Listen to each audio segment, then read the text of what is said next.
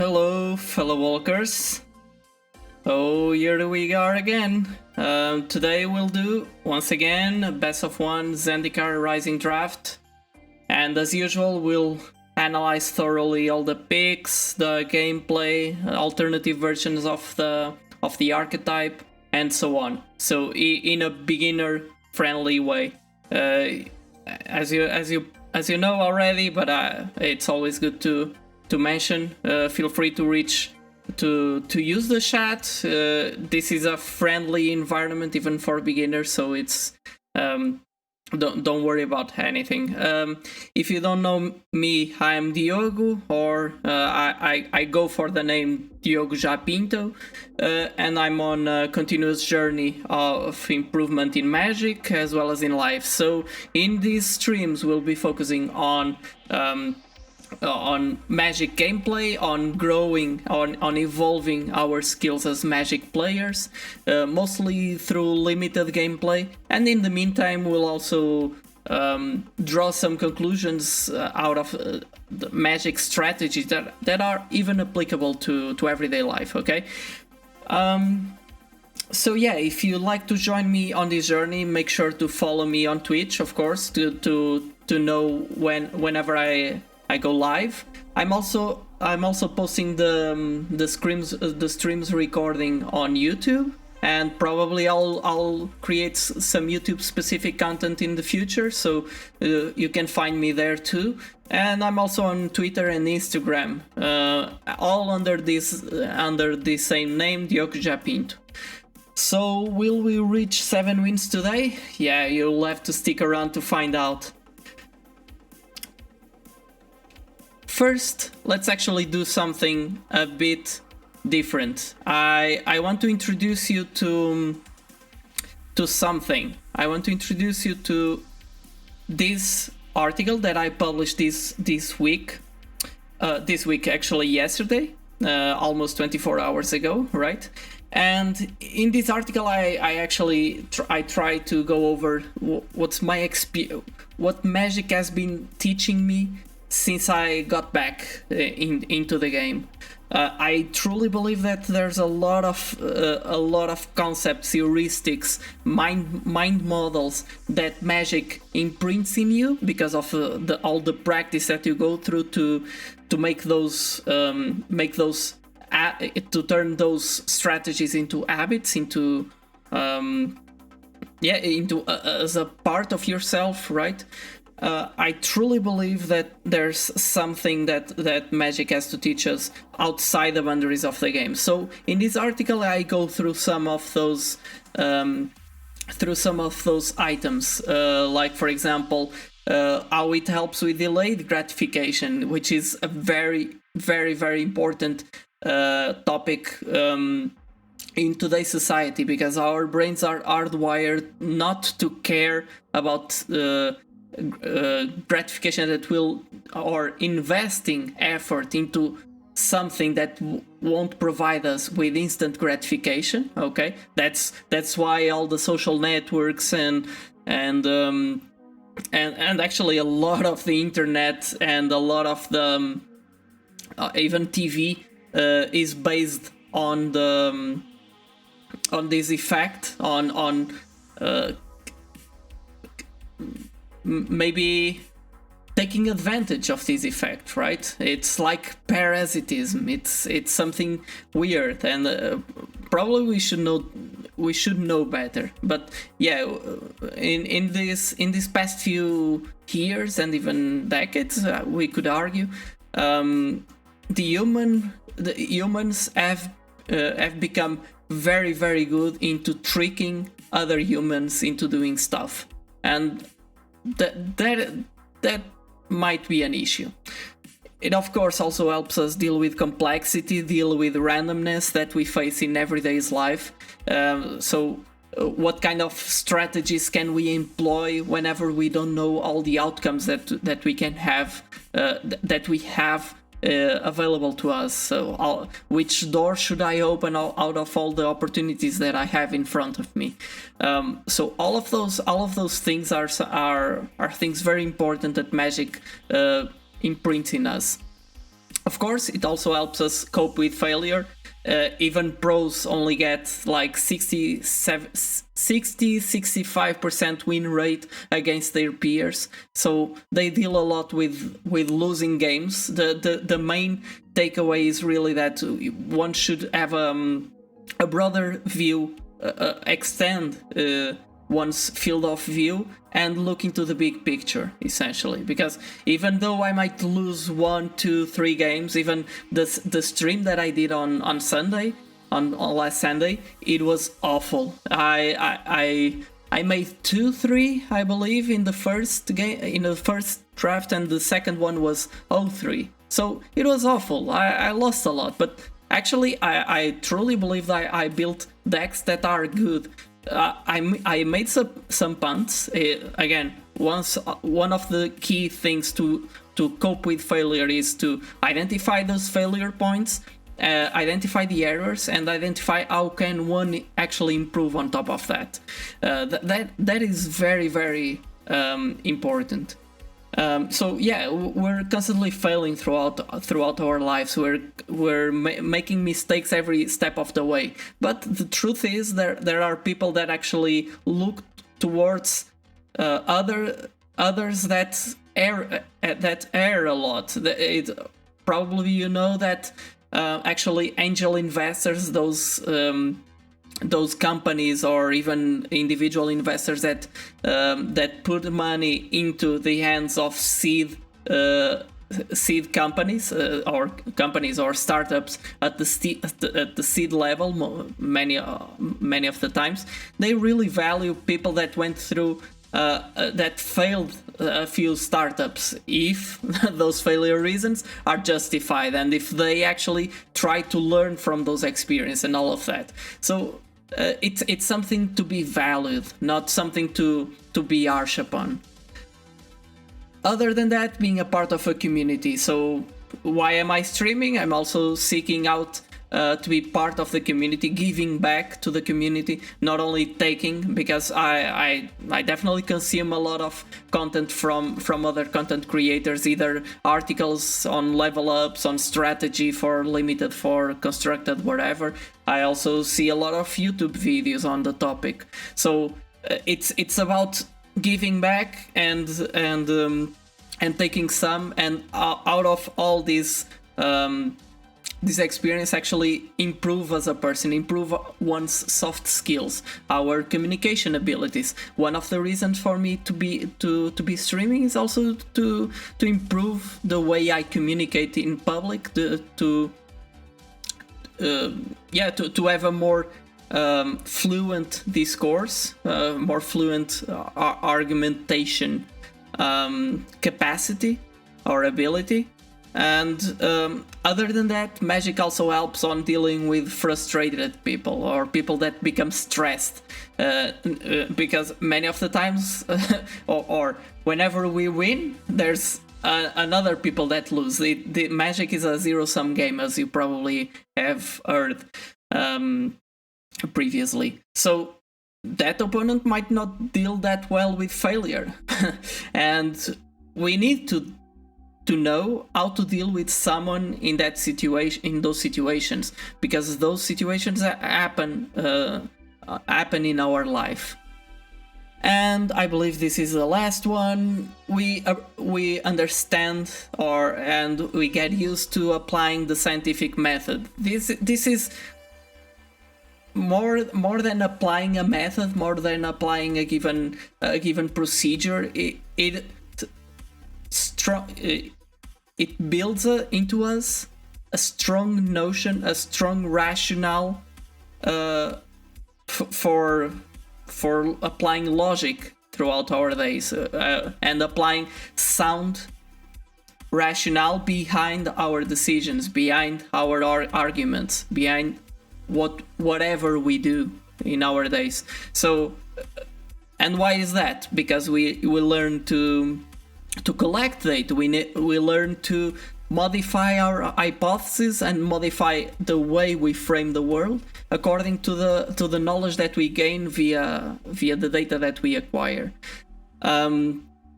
And yeah, I go through a few examples, and of course this is not the last one actually. So, and of course that this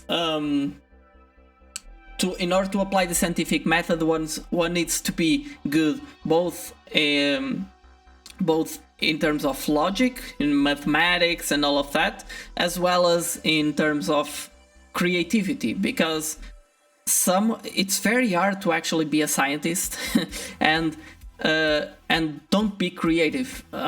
You'll be stuck in no time. You'll be doing research that no one cares about. You need to be really creative to find what hypotheses are not yet answered, what hypotheses are worth tackling, given the current state of the world. What kind of things should I put my effort on to improve the overall humanities state? So those are also key components of applying the scientific method. So creativity, even though it doesn't seem like it, or it might not seem, but probably you're already aware of that. It's a very cool. It's very cool that scientific method implies having a good degree of creativity. And this is the last one, definitely. It also helps on extending the attention span. I believe there's a generalized lack of ability to dedicate one's attention through long stretches of time. And playing Magic, reading, doing these kind of activities that demand a lot from our focus through long stretches of time help us combating that. Of course, we also need to attack the root cause for this pattern, which is being constantly scrolling through social networks, being constantly zapping on Netflix or something like that. If our brain gets used to those releases of dopamine, and it gets bored very easily. Sometimes you might even need to go through something called dopamine fasting, which is really trying to expose you very little to things that release dopamine in you. So instead of reading a good thrilling book, read a more boring book, or you need to be used to get bored in some way. And our phones, given that they are always in our pocket, they're always there to fill out the holes in our schedule throughout our day that we feel bored. But feeling bored, there are actually nice articles going on the web about that. Feeling bored is something that we probably should look forward to. And yeah, some of the most creative moments come from people getting bored, and that sparks their creative minds. So yeah, there are interesting follow-ups out of this article. Yeah, so this is what I wrote. If you want to look into it more in depth, I posted the link in the chat. I can paste it again. I'm not sure if you can see. Probably you can see past posts. And if you follow me on Twitter, Instagram, I also posted it on Instagram. So, but mostly on Twitter. That's the most easy way. I also share these there, so you can find me there by my name, Diogo Japinto. Okay, so without further ado, let's get into the draft. Okay, and there we are. Let's get the party started. Tamer. We finally changed the name. Cool. So let's play as usual. Stand Premier Draft Zendikar Rising. This is it. Okay, I have enough coins. Let's spend the coins, all the coins.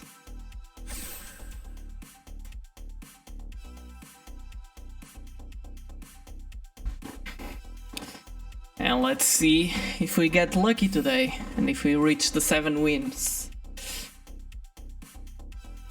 Because it's not only about skill. It's also, but it's not only. Skill gives you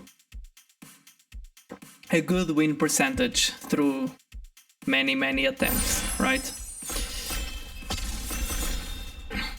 Okay.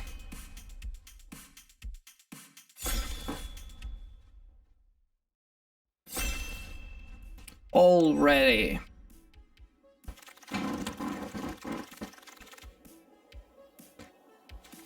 Show me the card. So we start off with a bright climb pathway. We're not interested in picking this kind of cards up this early. These are nice to help us on having more stable mana base, but it's not essential. So I see an issue with this pack. It has four very good cards for the clerics deck. We have Attended Healer, which is a very good payoff. We have Expedition Healer, Shepherd of Heroes, and Core Celebrant. All of these, even probably Expedition Healer is the worst one, but at least these three are very strong pushes towards clerics. So I'll focus on picking the thing with the highest power level and hope that my neighbors picked a relic, something that goes well with a relic golem in their pack. Oh, but we're past the Roost of Drakes.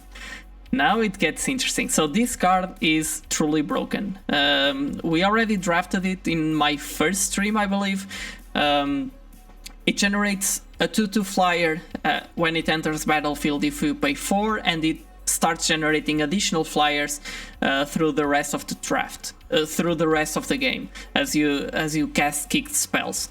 Other than that, practice tactics is relatively good on a party deck, on a white-based party deck, but white is not that good. Blue is probably the best color. Of course, there's also a Deadly Alliance, which is a very good removal. You might end up paying 3 mana, even paying 3 or 4 mana is already very good for an unconditional removal for creatures or planeswalkers. That's secondary, but either way, Roost of Drakes is the pick here. It can by itself win us the game, or by itself with a little help. We're being passed very good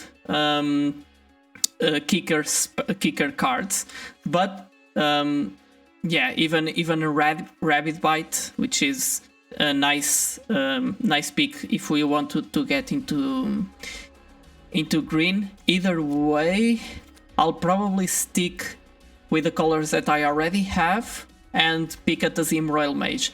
The reason Riptide is also a very good payoff for a kicker deck, of course. It is a 5/5 for 3 mana many of the times, but this, if no one else is picking kicker cards, this might wheel. This typically wheels, and this is pick 3.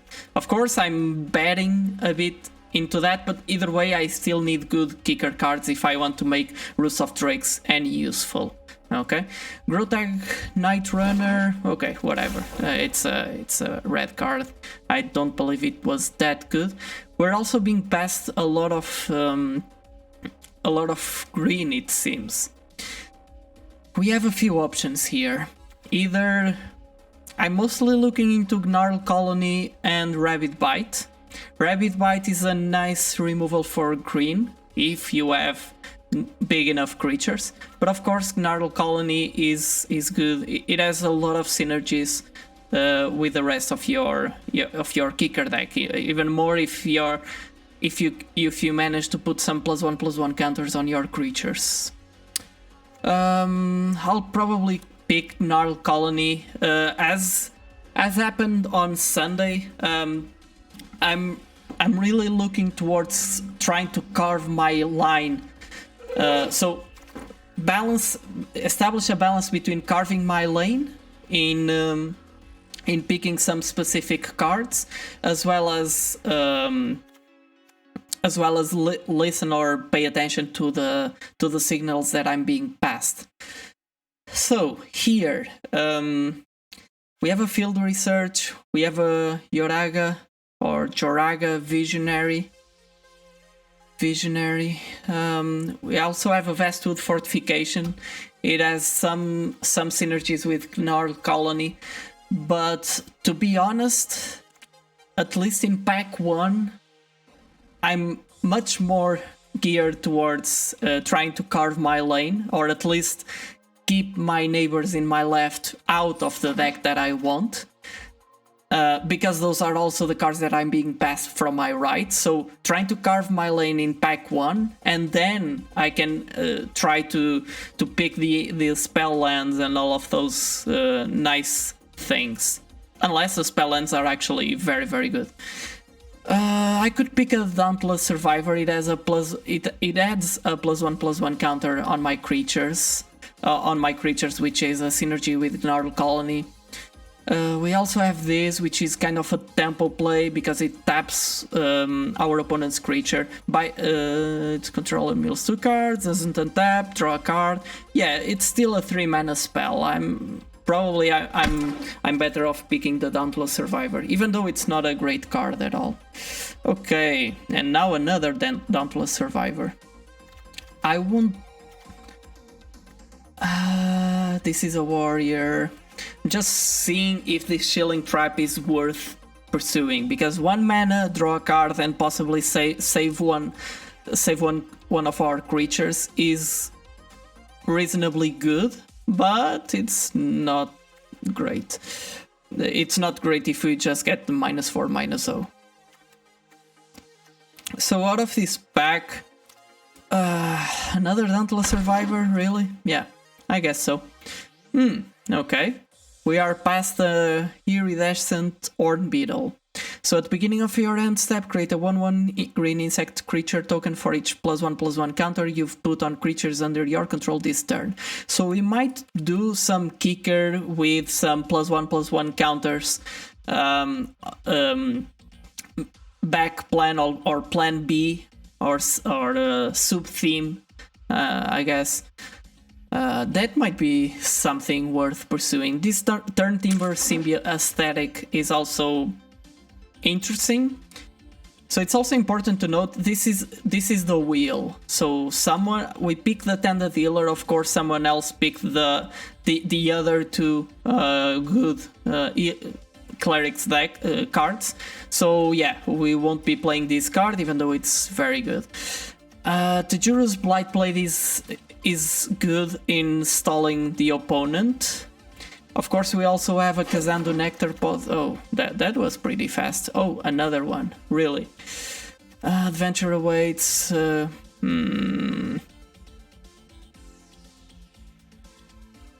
Yeah, a creature card from among them. Not really looking towards playing something like that, but we're not being past the payoffs. I picked that card because of the synergy with +1/+1 counters. So I guess right now we have good reason to be in blue-green, but we are not really getting a lot of good kicker cards, I believe. So we have some +1/+1 synergies. I guess I'll pick Turn Timber's aesthetic. This creature is very effective on stalling the board, which is something that I might want to do and to capitalize on my flyers that Roost of Drake generates. Not really looking towards playing any of these, so I'll pick the green card, try to incentivize my opponents to pick red. Now we have a Skyclave Pickaxe, which would be good if we were doing some landfall. Of course, I'm looking into the Royal. So this gets our creature +2/+2 whenever a land enters the battlefield, which happens a lot in the early turns. One of the good things, it costs 1 mana and you can immediately equip and give +2/+2, so it's good for those decks that want to attack from the early on, mostly like red-green landfall. Of course, Into the Royal is a premium common, also a very good blue card and very good for our kicker deck. So I guess I'll take that. If we will reclaim the waste, I'm happy, to be honest. But right now we need to disincentivize our partners from playing blue, I believe. And I say that, and I'm faced with the options Murasa Sproutling, which has cool kicker synergies, and Umara Wizard, which is altogether a very good blue card. I will have some instants and sorceries. I will make this creature fly sometimes, but still, should I pick this Murasa Sproutling? I guess its payoff is very good. Even if they destroy my Roost of Drakes, I can get it back. I can get back my Into the Royal. Yeah, I guess I need to take this payoff. Yeah, so we're already narrowing down into our colors. I believe they're not very, like, I'm not the only blue and green, or at least blue drafter on the table, definitely. So it's not as open as it could, but it still does something. Okay, so in this pack we have some good cards. Black Bloom Rogue is a nice MDFC or spell land. I'm a bit inclined to pick this Tejuru Snarecaster. Either that, or so red, we won't play this for sure. We might play Black Bloom Rogue if black is open, but I'm not really counting on that. I could have picked the other card that has +1/+1 counter synergies. Okay, so I guess our neighbors are not playing black, or they picked a good card for that color. Territorial Scythecat, even though it's a 2/1, which is somewhat prone to be killed by a Subtle Strike or something like that, I believe its synergies with +1/+1 counters are worth pursuing. We already have the Iridescent Horn Beetle, we have the Gnarl Colony, so yeah, I guess my Gnarl Colony can create two +1/+1 insects. So yeah, I'm happy with that pick. Still, Skyclave Sentinel, I'm not really looking toward pick it up on pick 5. I might. So Canopy Bailoth, it's not really doing what our deck is trying to do. You want to start attacking once this gets into the battlefield. I can still use this as a tempo kind of card, so to help us fuel that. But Skyclave Sentinel, it has synergies with both things that we're trying to do. And we get a pick 6 Into the Royal. Nice. There's an Into the Royal and there's a Colony Ambush, so yeah, I'm still driven towards picking Into the Royal. Colony Ambush is a very good spell land because it's kind of a removal for green, so 2 creatures fight. But it's a land. It can count towards your land count or something like that. So yeah, I'm picking an Into the Royal, and there is a Riptide. So I guess we are carving our lane pretty well. There's a Reclaim the Waste. I don't need to play many of them, to be honest. I don't need to fix for stuff, and I'm still hoping that we will on pick 9. That is one Reclaim the Wastes. If this in pick 7 reached us, probably the other one will also. So other than that, Scale the Heights is not a very good magic card, but it has some synergies with our deck. And I'm not playing a Deliberate, right? It doesn't have synergies with almost anything. And we already have a Field Research. I might pick more. I might just pick Cliffhaven Kite Sail to try to help do the last few points of damage. So pick 9, the Reclaim the Waste did not wheel. See you around, Undeath Tamer. So you're always changing your name, Christ. Okay, bye-bye, man.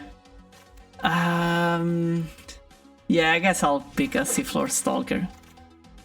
Sure. Anti-Cognition.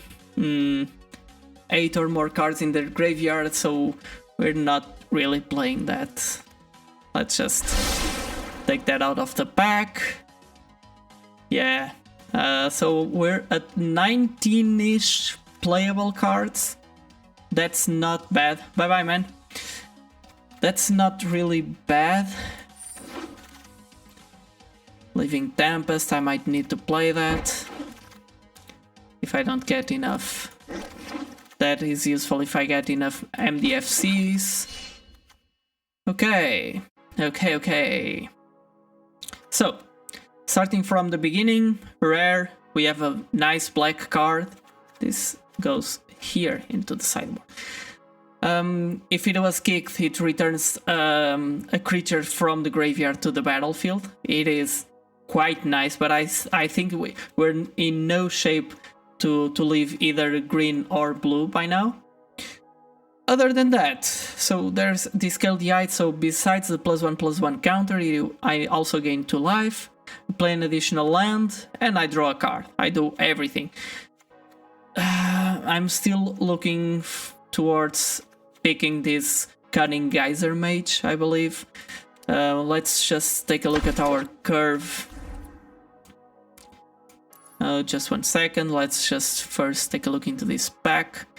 Kazandra Mammoth is nice, as well as Lul Mage Domination. I'm actually more inclined towards picking Lul Mage's Domination because we're getting into the late game, at least we're trying to get into the late game with our deck. And this card can be quite powerful by then. So again, looking into our curve, 1, 2, 3, 4, 5, 6, or 5 2-mana spells. A lot of 3-mana spells. I probably should prioritize 2-mana spells now to make sure that we have a good curve. I'm not really looking towards playing any of these. I'll probably pick Silum Division. Yeah, Turntimber Symbiosis. I'm not. I'm okay with having just one of them. Seagate Colossus. I'm not doing party, so no. Negate, no. Shilling Trap, we don't have enough of that. Creatures 14 and Creatures 7, we have a nice... it's relatively balanced. I can pick a Silum Division to filter through my top deck and try to fetch for one of my relevant creatures.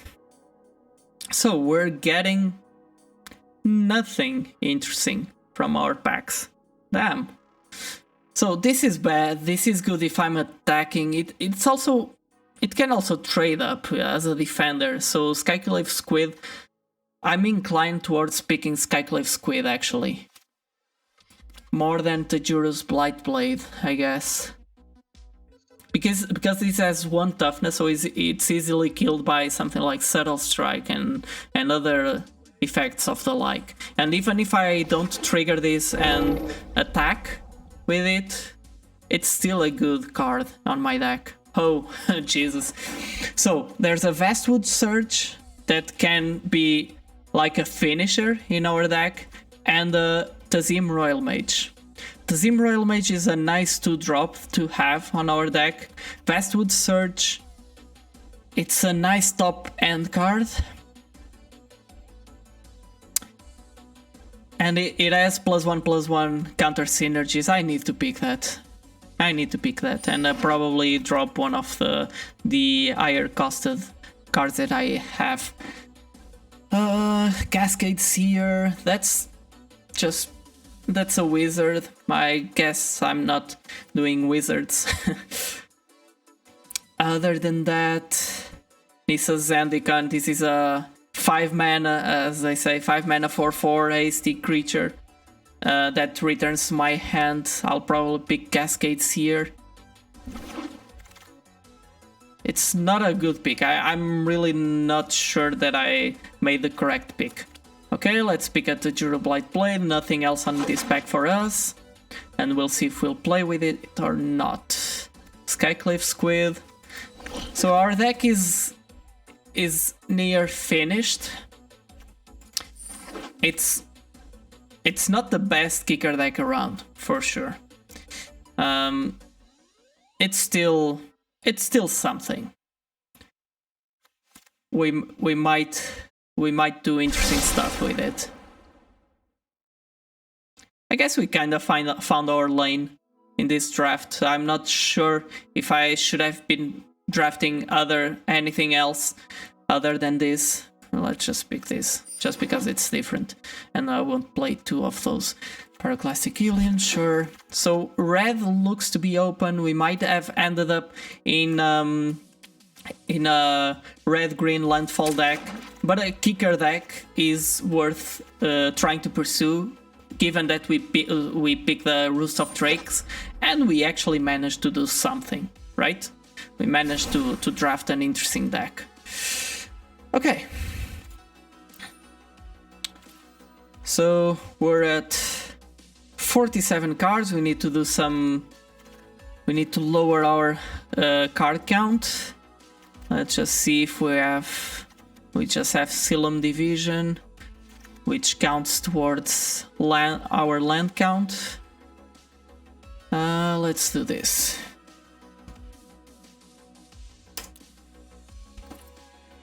Okay, now we have everything split. Let's do the following. Let's take out everything that is not really working towards our game plan and see what we get.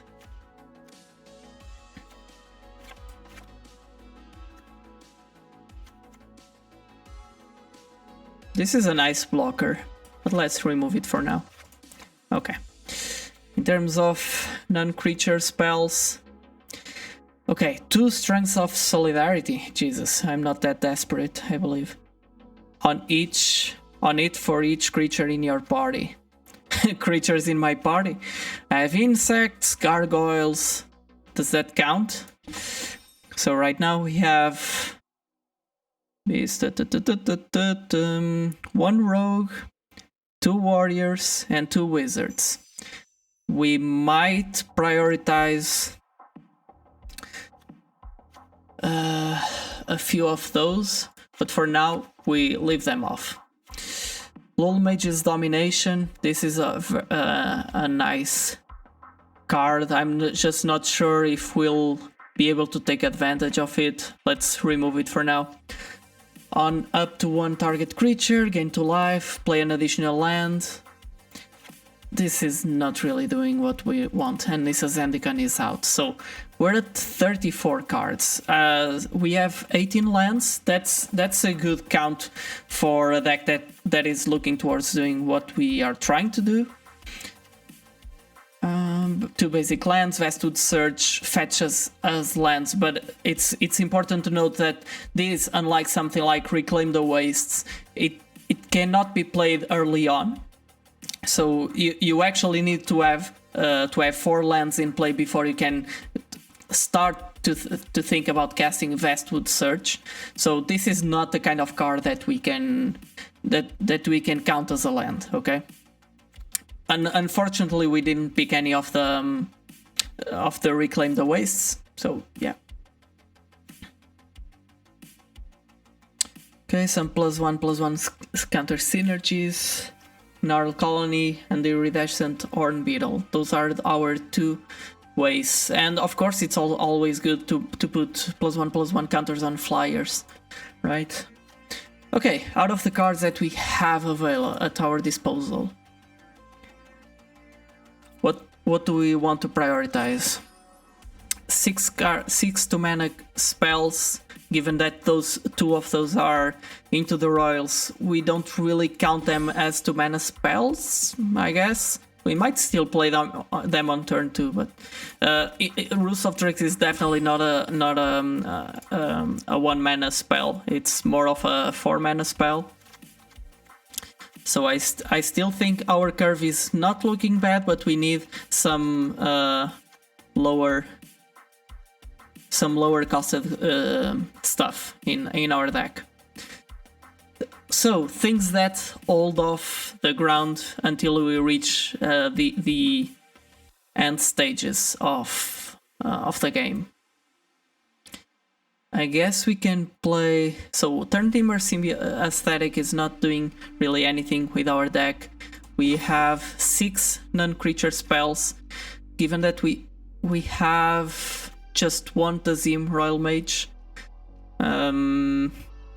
yeah, we might just put 1 or 2 additional non-creature spells or instances or sorceries in our deck. Scale the Heights. This draws a card, but it costs us 3 mana, which is a lot. And it's not a kicker card, not anything like that. We want cheaper stuff, most likely.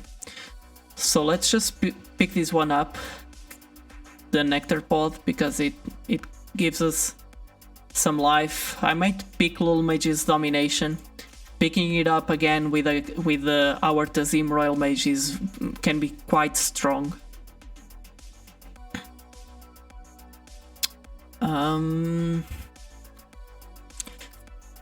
So this is a rogue, this is a cleric, and in terms of part we're at 2-2-1 and no clerics. I don't believe that we're in any shape or in any way playing this. It's also a wizard, but this one is bad. It gets +1/+0. Okay, costs 1 less to cast for each creature in your party. We're not doing party. We're just trying to Silum Division our Roost of Drakes, hold all the horses until we can play all our kicker cards, which we have a few, and play our game like that. I might still include the Scale the Heights because of the synergies, because it holds off the ground for a little while longer.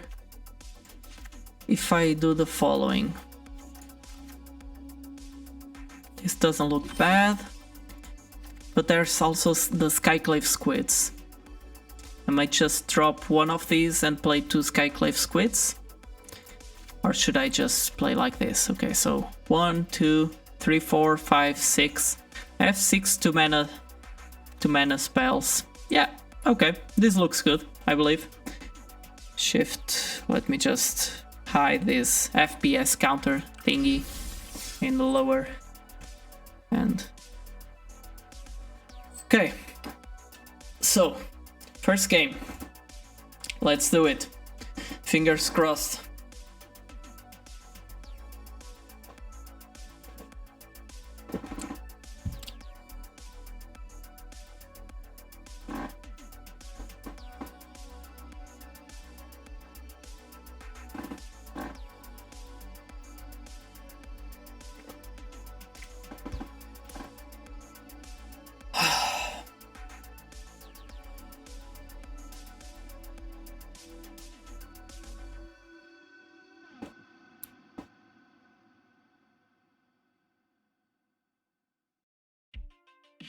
Come on, no opponents. Everyone is afraid of my deck. Everyone is afraid from being attacked with 4/4 or 2/2 dragons in the air. Okay. Okay, here we go. So, the goal for today is to play slowly, try to pay attention to what we're doing, to the board state and all of that. So 4 cards, a Murasa Sproutling that we can kick for 5, an Into the Royal that can hold us our ground. I still don't believe this is a very good hand, but they are going first, so let us keep it. I can also draw a card with this and put a +1/+1 counter on my Murasa Sproutling on turn 4. So yeah, we're not in very bad shape. Okay, so blue it is. It's a blue mirror. Okay, that I don't like. So if our opponent isn't doing anything, I'm also not doing anything. I prefer to hold off to my cards, or even playing Into the Royal at the end of their turn to get the tempo value out of it, and then get it back with a Murasa Sproutling. They're probably playing Wizards. Let me just this, I'm online. Just okay. Now. For this turn, we might play a Murasa Sproutling or a Tajura Snarecaster, actually. Probably that's the best thing that I can do. That way I spend all my mana, I put a blocker, and I delay having to play my cards, which once I'm able to pay the kicker cost, and I'm drawing lands to be able to do that, they will be much better. Of course. Oh, there's a forest. That was what I was going to say. I really needed an additional forest before I'm able to do my stuff. So, first, let's attack. No need on sharing with our opponent that we made our land drop. They don't seem to have anything. They'll probably concede at some point during this game. We have 1, 2, 3, 4 mana available. My creature gets trample. I might just play a Scaledy Heights. I might have played this before combat for sure, but I didn't know if they had anything. This way I draw a card. Oh, I'm still able to play a card? Okay, so I just punt.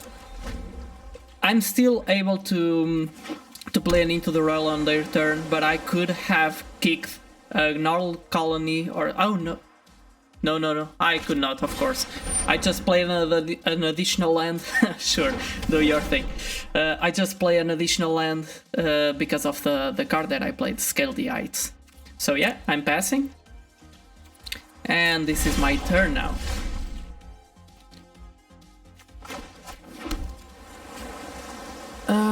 What can I do? Do I want to get the Scaledy Heights from the graveyard? Definitely not.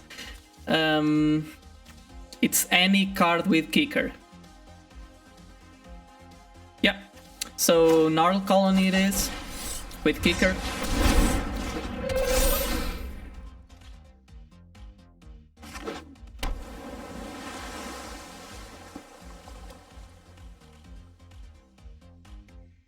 Okay, the FPS are not that bad.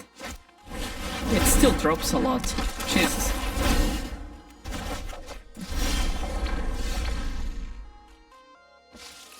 Okay. We have a Tazim Royal Mage. They actually...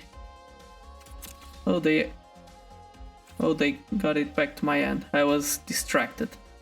So we can either play again our Gnarl Colony. We can also Lol Mage's Domination their creature. Can I? So this costs them 3. I have 1, 2, 3, 4, 5, 6.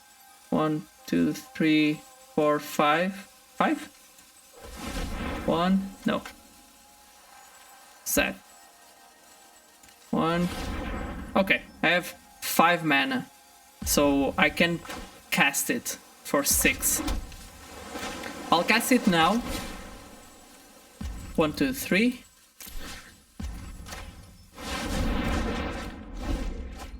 So this way I take their creature, I can get my Lul Mage's Domination back with my Tazim Royal Mage and get their next thing, playing 2 Lul Mage's Domination is a good place to be.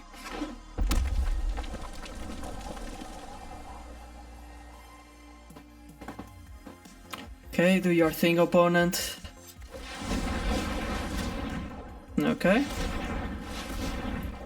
Is it getting into the royal? Tomorrow Wizard, for sure. So I can probably attack into that if I play something defensive. You can also discuss them 5, 5, 6, 7, 8, 5, 6, 7. I don't have the 8th land yet. Murasa Sproutling still doesn't get us anything from the graveyard. So I'll probably try to attack, play a Gnarl Colony for 5, and I still get 2 mana up to put something back to their hand if needed. One should pay attention to what the auto tapper is doing. Okay, I could have attacked before, but I guess I would like them to know that I have something on my side. If they block and they don't do anything, okay, they don't. I would be able to start filling their graveyard and actually pay less for that card. No, I'm not interested in playing Tazim Royal Mage unkicked. I could actually not attack and just hold our Cunning Geyser Mage back. That would also be a possibility, I guess. Kaza, so that is not that good. So I'll resolve.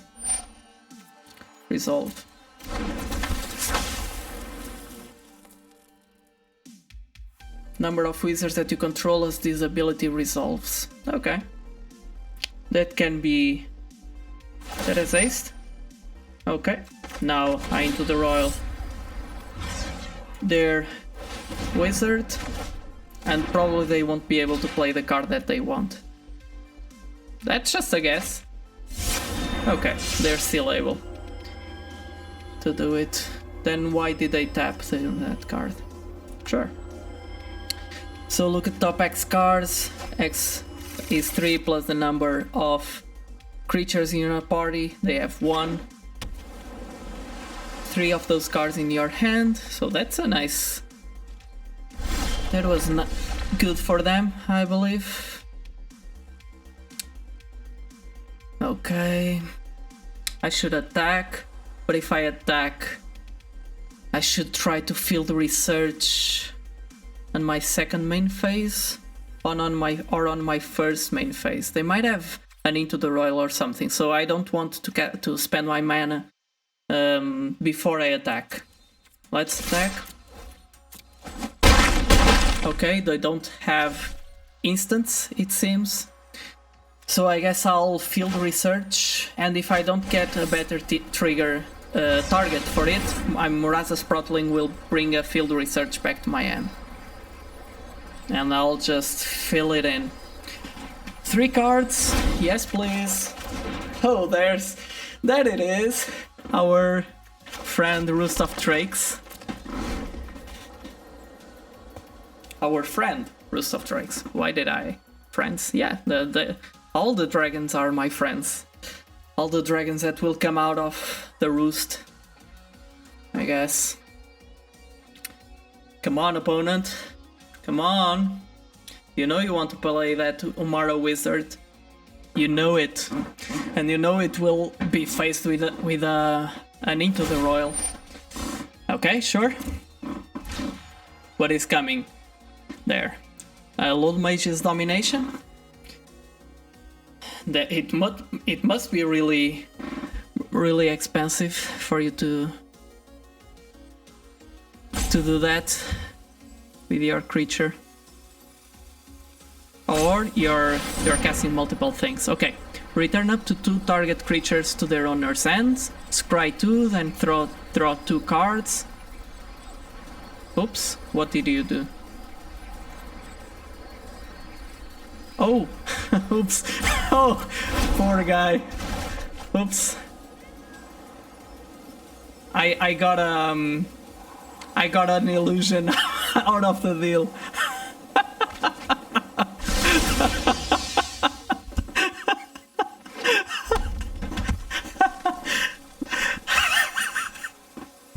Oh, poor opponent. Sorry about that, man. I got a 6-6 out of the deal. That is fine. I'll play a Roost of Drakes next turn and you'll concede. It is fine, opponent. I'm really sorry for you. This happens to me. This happens to me. Ah, poor guy. Poor guy. So I guess I'll do this with Kicker. Please don't.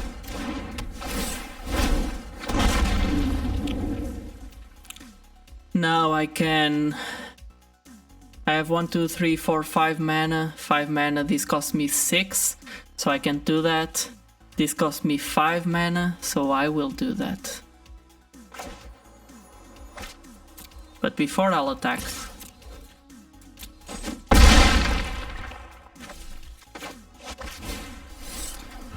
Poor opponent. Yeah, I know. I'm sorry about that. We would probably win either way. We would simply into the Royal their illusion, their 6/6 illusion. But yeah.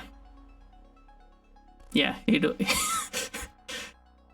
it wasn't that good for them. It happens. Okay, let's claim the prizes and climb the ladder. Okay, I guess let's get into the next game.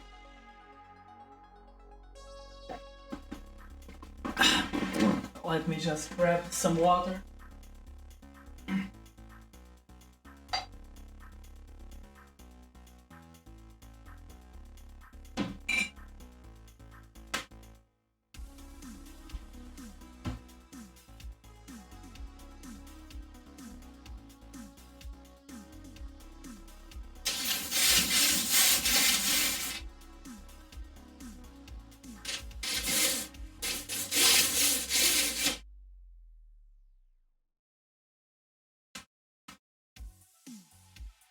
Come on, no one is playing Magic today. Thursdays are a very good day of the week to be playing Magic. I don't know why no one else is playing Magic. Okay, what rank is this? This is silver, I believe. So we have 4 lands: Dauntless Survivor, Murasa Sproutling, Scaly Heights. Sure, I cannot mulligan this. Probably we won't play or we won't cast this Slum Division as a land, because I'm probably playing it on turn 3 to look for my roost. Yeah, and now there's no reason to do that. So we'll do this, Dauntless Survivor on itself, and that's it. Okay, Cleric of Shield Depths. Now, turn 3. So, Slum Division, that's probably the play, right? I could also scale the heights, my Dauntless Survivor. But what am I accomplishing? I'm just attacking early, I guess.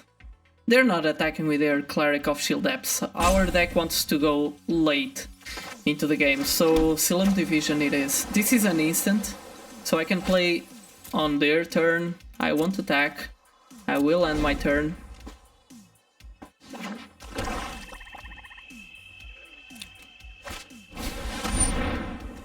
No need on being greedy and attacking with Dauntless Survivor, I guess. Cunning Geyser Mage enters battlefield. If it was kicked, it wasn't kicked. Pass.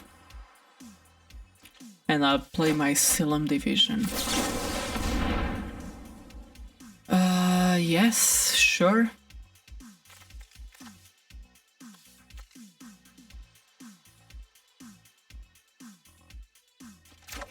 That's not a roost. Actually, roost is an enchantment, so I couldn't get it with this card.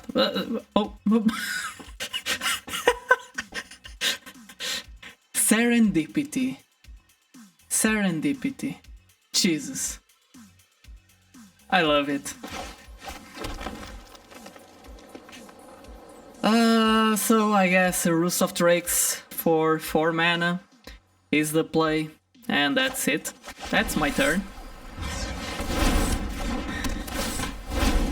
Serendipity, I love it. See, that's why I played the Silum Division. Otherwise, I wouldn't get all of those cards out of the way for my Roost of Drakes, right? This costs them 4 mana, so I cannot yet lull Mage's Domination their creature. I can still attempt to trade. I could try to put a +1/+1 counter on it, but I won't achieve anything with that. No kicker cards on my graveyard. I don't want to get their Cleric of Shield Depths with the lull Mage's Domination. So I guess I'll just attack. I can incentivize them to trade if I play the Scale the Ides before combat, but I will be trading a +1/+1 counter just because, right? I don't want to do that. Okay.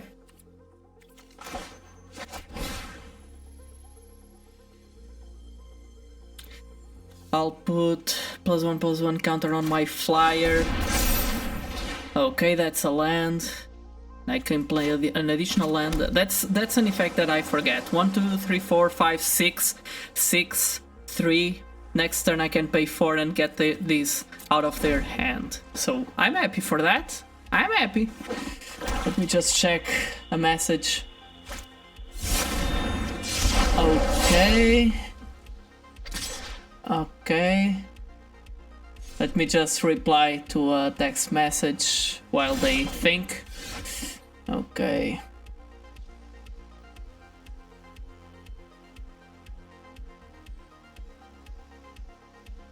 Please.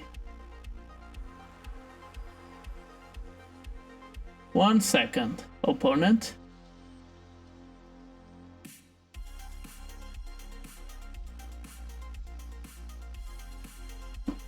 Okay, I'll need to do a pause on the stream to get my girlfriend from her workplace, but let us try to do what we came here to do.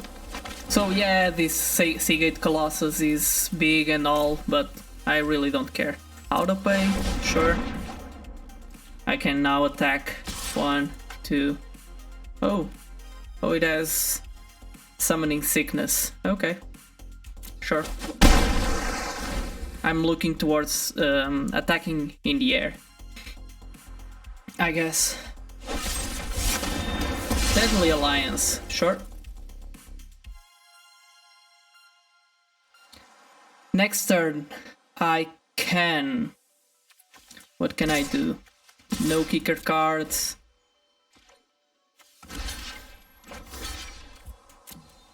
They probably have a Subtle Strike. No, they don't. That's a Cleric. That's a Risen Riptide. Okay, what should I do? So I can kick this, but I can't get anything from the graveyard. If I kick it, I get an additional thing.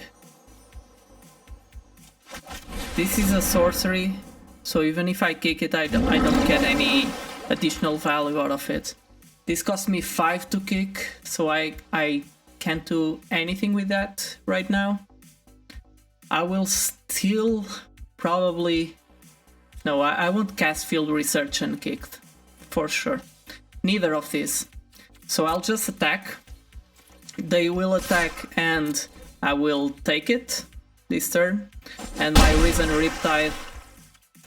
I'll try to set up a trap with my Risen Riptide. They might not even attack with their Seagate Colossus, so they are. So, no blocks.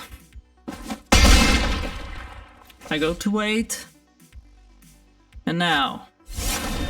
Oh, another one! That is nice.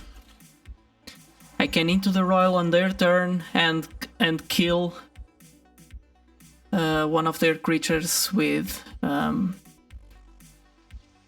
Risen Riptide, so I can still attack. I will get a flyer so that I can use to block if needed.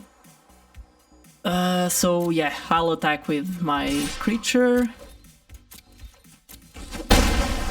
and ship the turn. So the plan now is to cast my Into the Royal once I block with Risen Riptide, one of their creatures. Okay. So I'll just cast Into the Royal before blockers, so that I have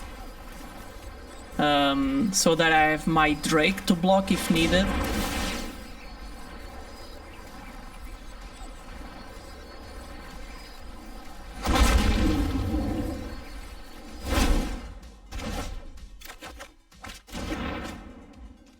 Okay, now I block like this. This doesn't have trample, so I can kill it. Yes! Yes, now they can cast it again, but...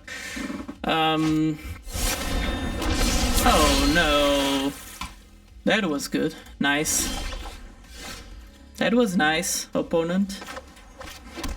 That was nice. I can Murasa Sproutling my Into the Royal. Probably that's the best thing I can do. So I'll leave 3 mana up. Right? 1, 2, 3, 1, 2, 3, 4, 5. No, I leave enough mana. I was double counting the mana that I need.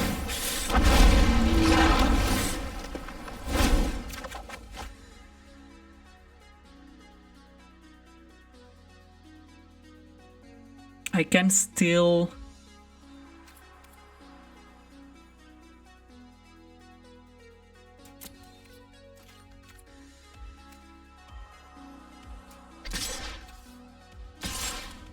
Sure, I'll attack like this. If they trade for the counter, that is fine by me. I could have attacked with just this one for sure, but it wouldn't accomplish that much. Skyclave Plunder, sure. That resolves. Let us try.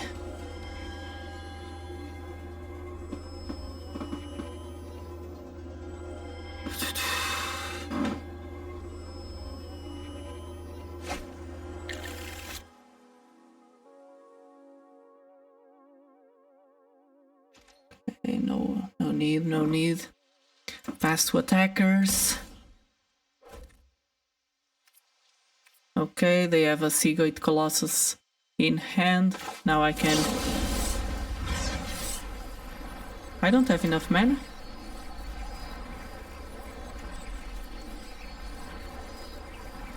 Oh crap. I miscounted, I guess. So just an Into the Royal. Where did my mana go? Oh yeah, because I kicked it. That's why I counted it correctly. Come on. Okay, that is a nice magic card. Since they are virtually tapped out, I'll Field Research before, so that I get some additional information before I commit to my attack. Okay. Gnarl Colony that I can't kick right now, but a Tajuru Blightblade that I can cast, and that I can use to block their creatures. Murasa Sproutling, you stay behind. I don't want to attack with you. Okay. and if all goes according to plan, next turn I win.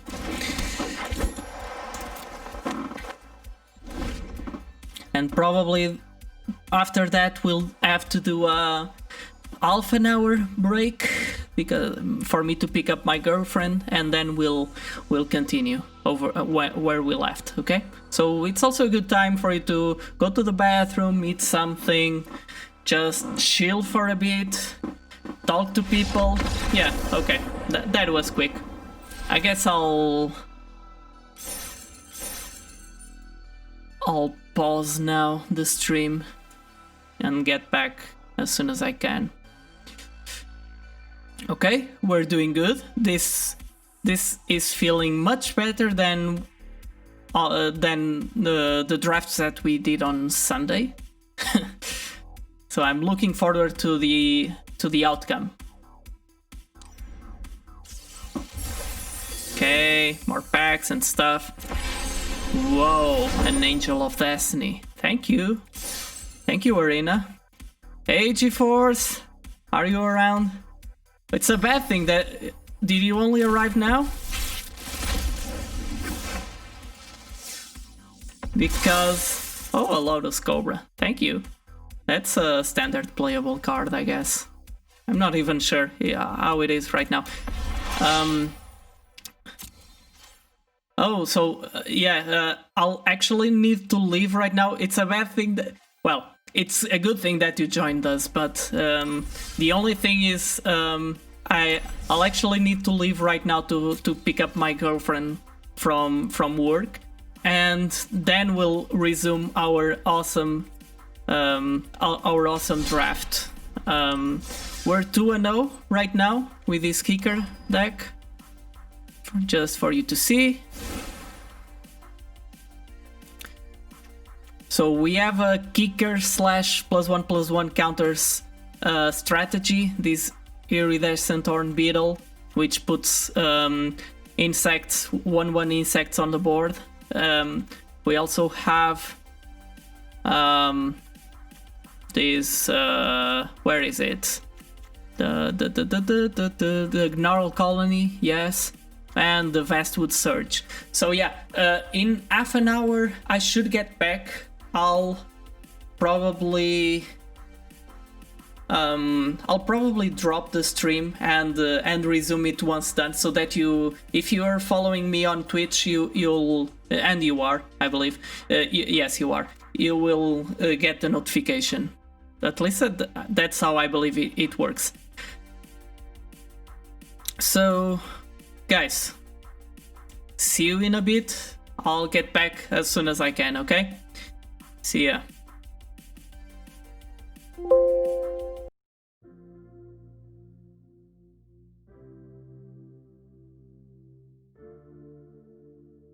And we're back.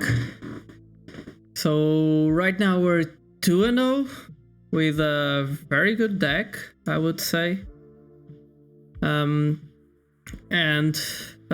Yeah, my girlfriend is already home.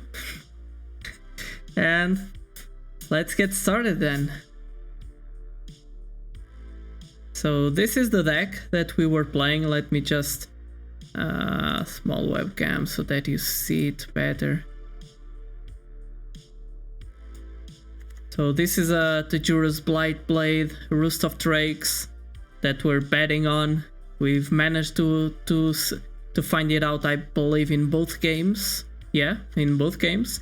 So yeah, let's get the party rolling again.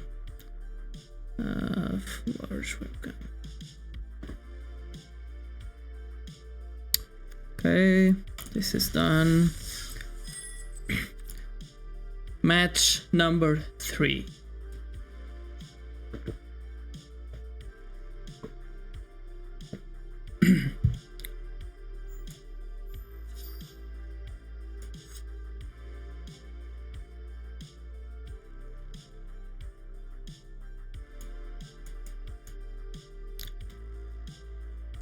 Once again, no opponents. They're too afraid of us.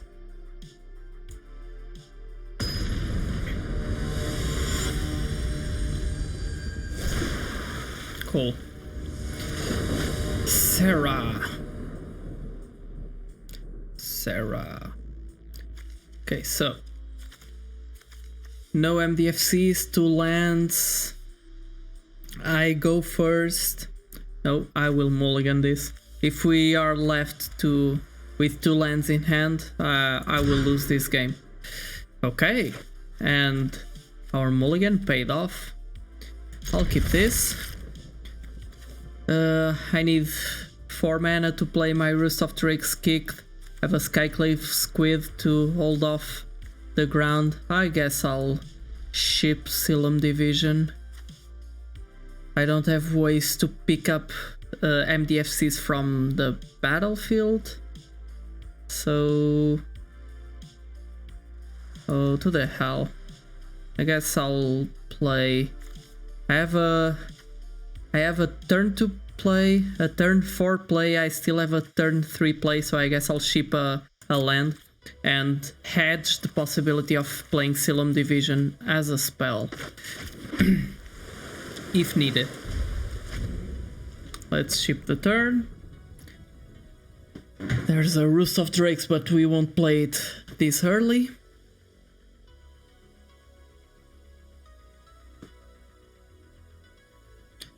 Okay.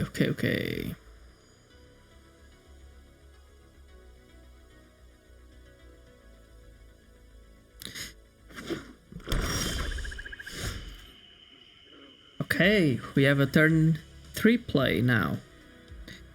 Since we have a turn 3 play, I guess now there's no chance. I still want to play my Skyclave Squid on curve, I believe. Yeah.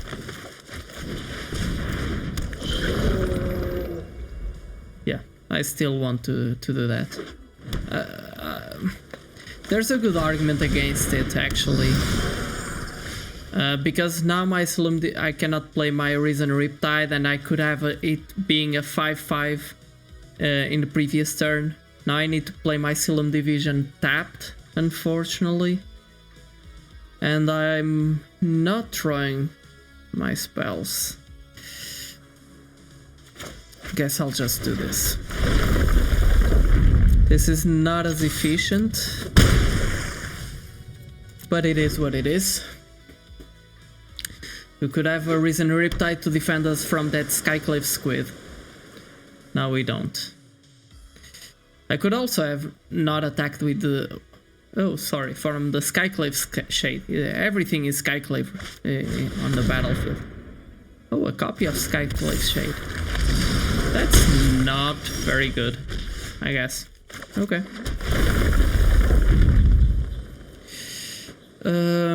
Do I offer the trade? Do I not? I offer the trade, right? No. I can still use it to block their creature. Yeah, no need. I shouldn't actually attack. My goal is to reach the end game. Probably shouldn't have attacked with Skyclave Squid there, even though I could. But it's more worth. It provides more worth to me, more value for me if it is preventing their creatures from attacking. Okay, that's card drawing, and I might have attacked because now I don't want to block. What should I do? Okay, let us block this one because this one is the Glasspool Mimic. They can't get it back. And now we just get a 4/4 on the battlefield, right?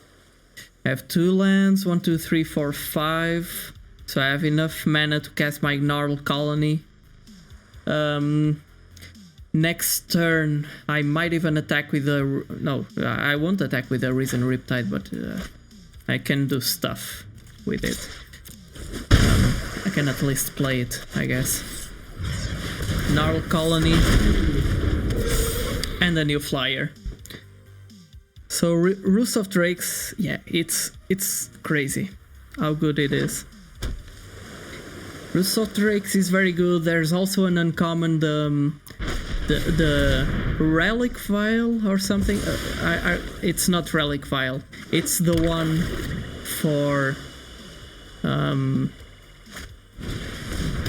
sure. It's the one for wizards. The artifact, the wizard's artifact that Jesus, I saw a game from Marshall's Sutcliffe this week. Well, the game was older than that, but it was crazy, the amount of value that he got. So, now I can attack with Gnarled Colony. If they block, they lose both creatures. And I play my Reason Riptide, and I'll attack with both. For sure. So, this way I have... Okay, I'll leave Field Research for next turn so that I can attack with a 5/5. I managed to block something. It's not as efficient this turn in terms of mana, and I would probably have more things to do next turn because I would draw 3 cards, right? But still, I believe I'm doing stuff. Okay. So this is a sorcery. Either way, I'll play it before combat. This doesn't have reach, even though it's a giant. I'm glad about that. Okay, nothing else I can do. I can threaten to kill their turn Timber Aesthetic. Is there any need on that for that? I'm at 12 life. I want to leave a blocker behind. If I use my Risen Riptide now, okay, I might draw a Royal Eruption. A Royal Eruption, no. The other Royal. Into the Royal. So I'll just attack with this. And I'm fine with that, I guess. Murasa Sproutling, I can get something with Kicker back from the graveyard. If I don't get anything else, I'll probably just get the Field Research back. So I'm drawing 6 cards from a single card. Sure, no problem. I won't block your turn, Timber. No. You still don't want to do that. Okay, that's a Death Toucher. That's a Death Toucher. So, for this I need 5 mana. 1, 1. Okay, that leaves me 2 mana. 2 mana up. I want to cast something with Kicker this turn so that I increase my flyer creatures. So I don't believe I want to play Risen Riptide first. I'll still be able to double spell this turn. I guess I'll just attack. I can Dauntless Survivor my flyer, right? So, Murasa Sproutling, I'll leave 2 mana up after that, so I can Dauntless Survivor one of my flyers. Attack with both.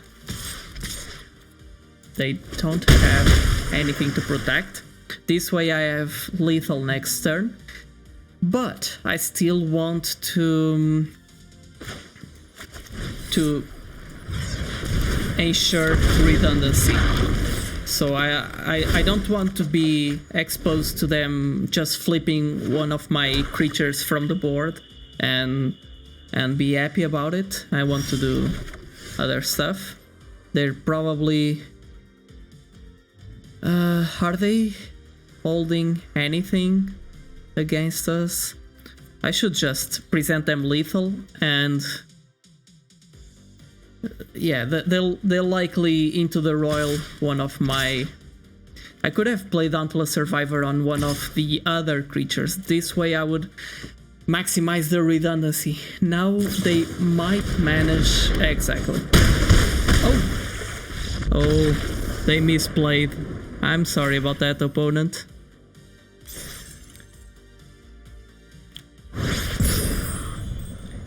I'm sorry about that. So what happened there is they should have played that before declaring blockers.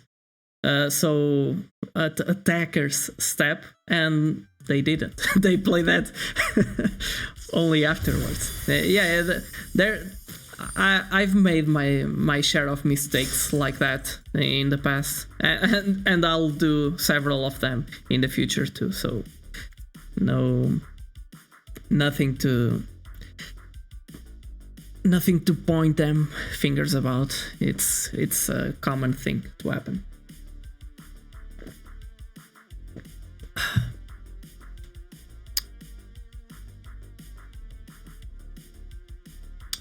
An ideal opening hand typically has 3 or 4 lands on it. If you have... okay, sure. If you have less than 2 or more than 6, I believe that's what it said, or 5, yes, 5, yeah, more than 5. Makes more sense. Okay, no blue mana. No blue mana, a turn 1 play, a turn 2 play. Should I... opponent goes first. Typically, I mulligan these kind of hands. But I cannot, right? I have that toucher to hold their troops back, so, but yeah, typically I mulligan this.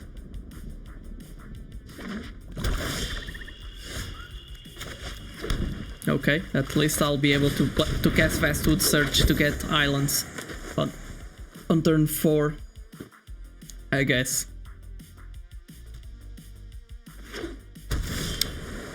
Okay, that's a blue card that I cannot cast. Should I? No, I shouldn't. Should just attack with this and put the +1/+1 counter on itself. This card already has a ton of value, and I probably want to trade up with it. I want to block a big thing from their side with it. So that's why I didn't put the +1/+1 counter on it. I would essentially have a bad 1/1 and a way too good that toucher than I need. Okay, he's picking Vastwood Surge most probably, or maybe not. Oh, converted mana costs 3 or less. Yeah, Vastwood Surge. 3 or greater, I mean. Okay. Yeah, you didn't have any other chance, I guess. So now I have blue mana. I can play a Tazim Royal Mage if I want to press on the advantage, but this is a 2/1. I don't want to get that exposed, I believe. I might need to play an Into the Royal at the end of their turn, but no need. They know that I have an Into the Royal. Oh, I'll just play the land. I don't care. This way, if they play something big, they know that I have Into the Royal, so... Do they want to play it? Do they not? And I can then probably Tazim Royal Mage the Into the Royal back. Then, well, I'll still take a while until I do that, but... Okay, that's a 2/3. That's a good card. That's a good magic card. Unfortunately, I'll Into the Royal it. You knew I would do this. 1, 2, I need 6 mana. I just need to press on the advantage.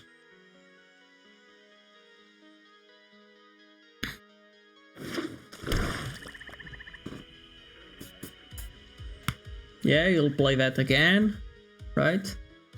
I'm way off from having 8 or more cards. Okay, that's a Seafloor Stalker. And this is a Lul Mage's Domination that I'm way far. I'm very far from casting.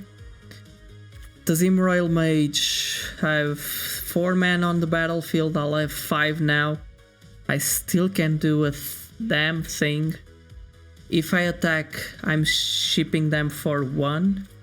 If they attack back, I can't do anything. So I'll probably just play a land and pass. This match is going much clunkier than my previous matches. Probably that's what you typically get with those kind of hands. Either you're lucky and at least I've drawn an island, even though I haven't used it for anything. So I guess that right now I need to deal with the consequences. Okay, that's an iridescent horn beetle that I can cast. I can also cast my Tazim Royal Mage to get instant or sorcery, which I'll get with the Vastwood Surge most likely. I don't have +1/+1 counters entering the battlefield right now, so I can delay this for a bit. So I guess that's the play. I'll prepare myself. Since the board is stalled, is relatively stalled, I'll get the Vastwood Surge, so that I'm preparing myself to be able to cast the LoL Mage's Domination on whatever needed.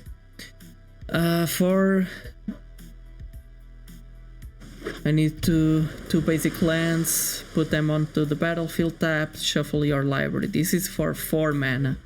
To be able to kick it, I need an additional 4 mana. So yeah, I guess I'll need to cast this without kicker. Oh, there's Roost of Drakes.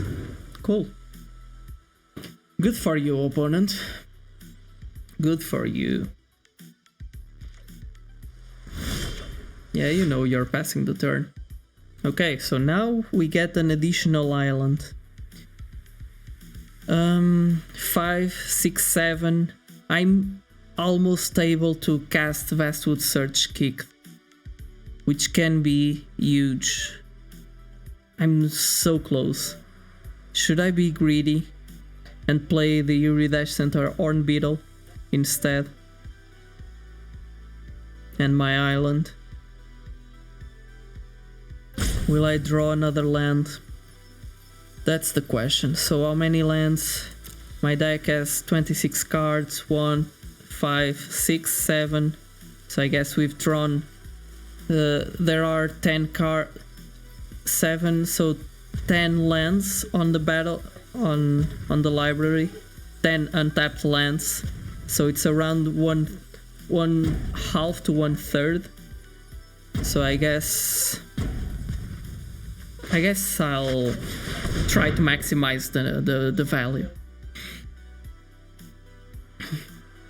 I know they have a Roost of Drakes that can be really dangerous if they have a ton of kicker cards, and they were holding the game, or they were holding a lot of cards in their hand until the late game, so I'm really not sure what to expect. Any attacks? No, I believe not. No. No +1/+1 counters. If I play Vastwood Surge with Iridescent Horn Beetle on the battlefield, I was actually not considering that. And if I play this kick, it goes out of control. I put like 2, 4, 6, 8 tokens on the battlefield. If I read the card correctly. But I believe that's the effect that I get. Okay, they do nothing. I'm still able to field research this turn and try to find my cards. I'll probably eat an island, I guess. Drawing 3 cards. Oh, what did you do? What did you do, opponent? What did you do?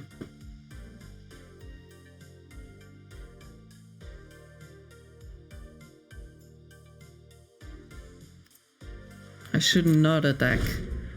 Still. I can push their flyer creature into the royal back to their end. Oh, this Vastwood Surge with that card would be so broken. It would be so broken, opponent. Why did you do that? Okay. That's a 4/5 flyer. That's a big flyer. Okay, I got what I needed. This enables me to get the Skyclave Sentinel, and I guess that's my turn.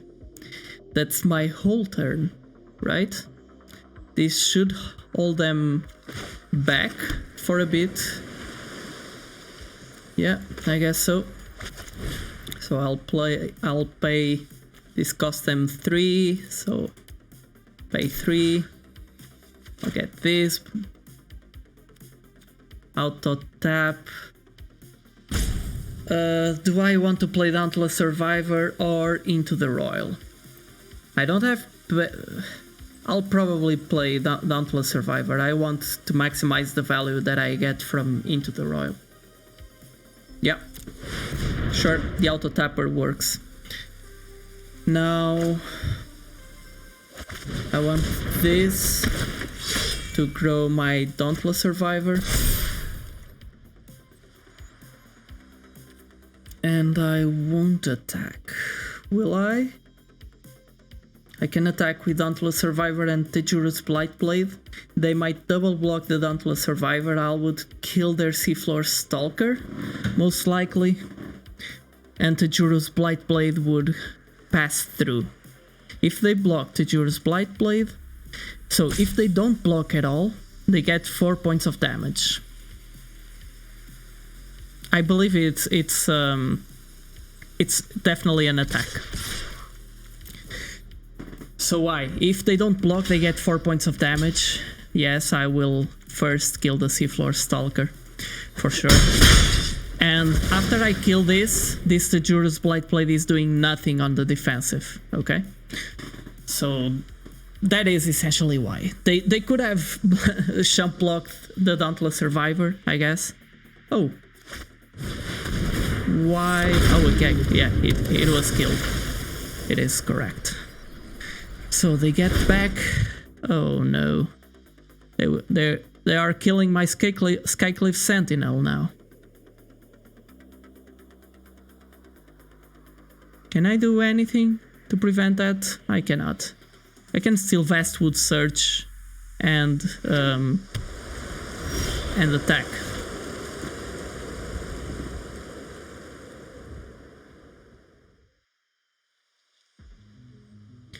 It would be great if I could give this creature trample. So if I play this, 1, 2, 3, 4, I do nothing else. Right? Yeah. I'm at 18 life. I'm okay if they get back to my face. But now I believe I want to attack.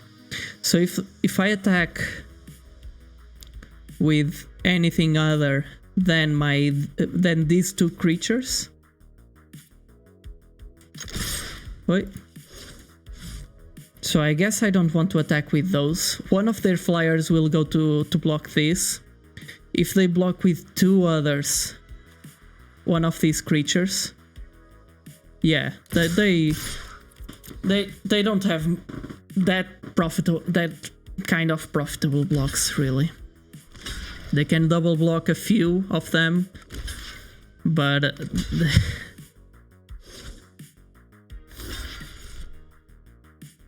it's still 6 damage in the air. 6, 7, 8, 9. So that is... Wait. Okay. I guess it was all the same. View battlefield. So this is the Tazim Royal Mage. I guess I'll prioritize killing the flyer.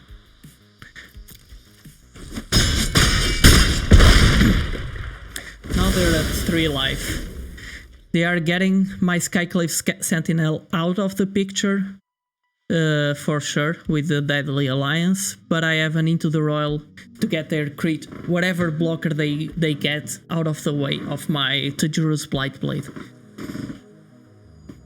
They might double spell, of course. This costs them 5, so they still have 4 mana they can play. Okay, so they can double spell. I guess I don't exactly win. This is an instant, right? Yes, it is an instant. But now I can give my creatures trample. I can give trample. I can Into the Royal. Okay, let's think for a bit. If I attack with both, they will Deadly Alliance one of my creatures. They will double block the other. So I can play Gnarl Colony Kixth, right? Yes, I can play it Kixth. So that my creatures have trample. If they allow me to.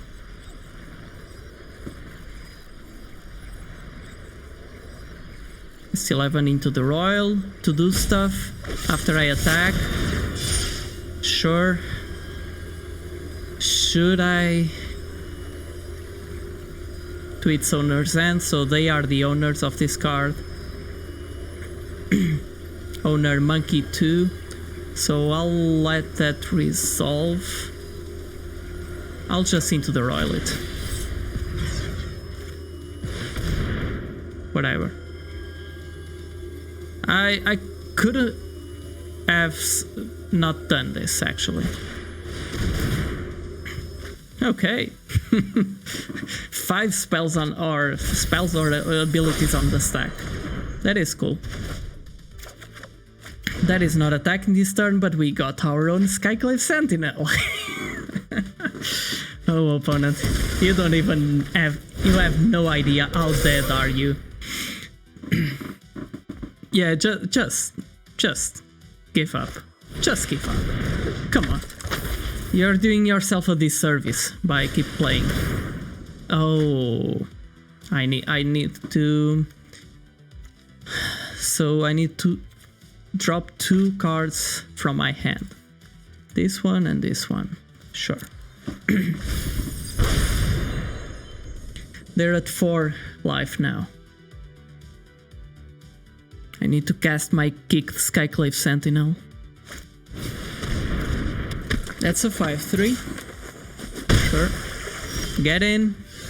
Get in, opponent.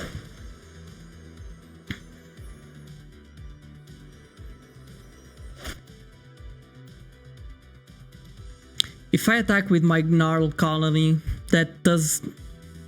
They can block with Black Bloom Rogue and that's it. I don't want that. I prefer to have a flyer trample creature. If I play this land, I have a way out. So if they go again for hand disruption, I can do something about it, I guess. Okay.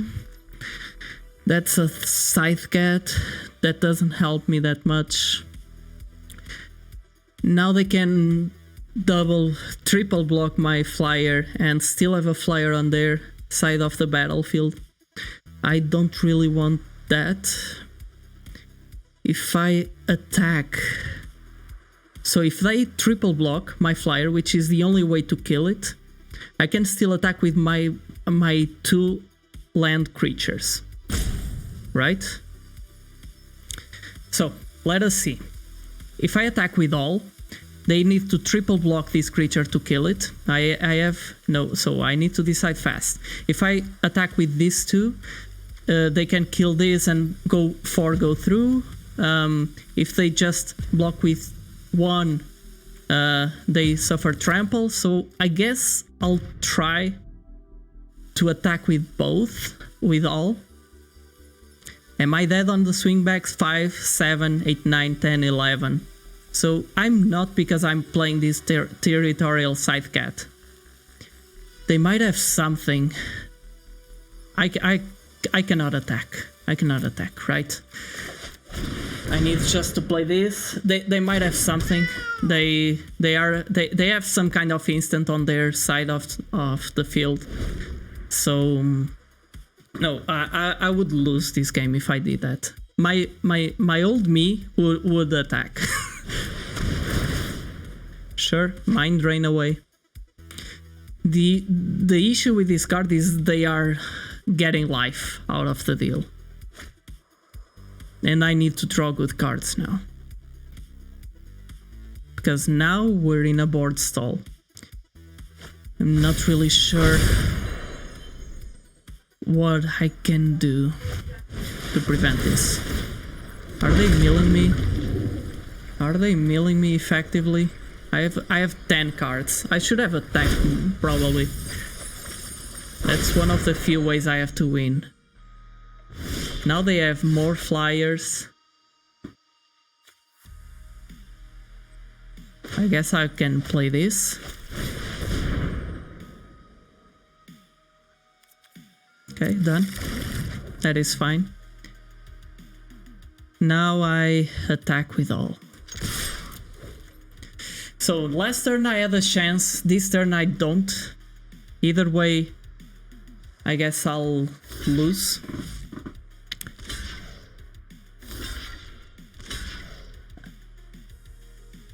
So they're triple blocking that. They're blocking that. My creatures have trample, opponent. My creatures have trample. They are at 5 still.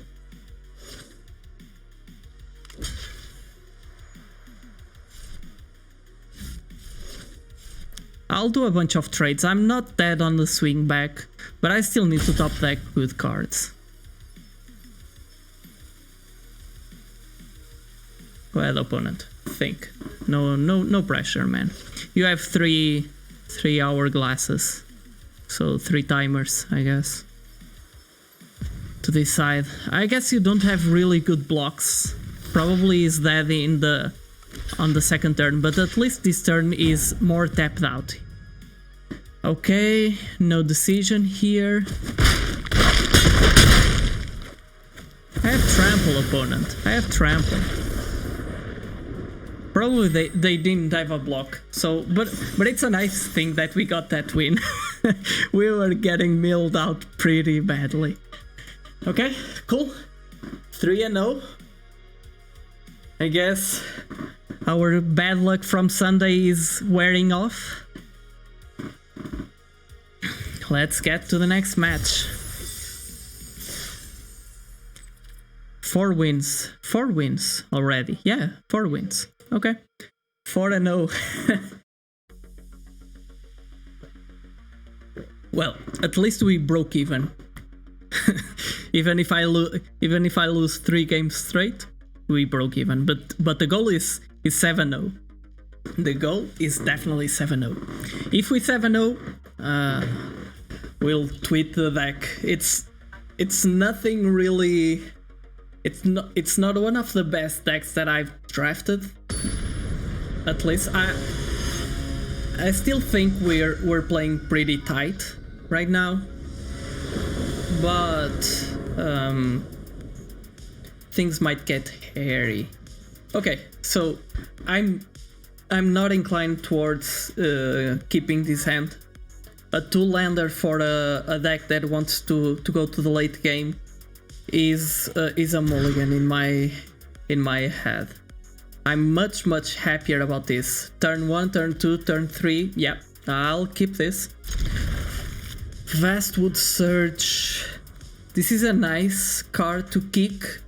I won't really need the lands this early, and it will take quite a while until I'm able to cast that kick, so I'm putting that to the bottom. That's a good late card, not a good early card. And in my hand I need to focus on that. Okay, no decision here. We'll probably play Silum Division as a spell. I guess. We don't have that many cards we can pick up with it. I guess Lul Mage's Domination is one of the best, or probably the best. We also have 2 Into the Royals, right? So I guess it works. Yeah. Sure, opponent. That is a very good card. I need to get it out.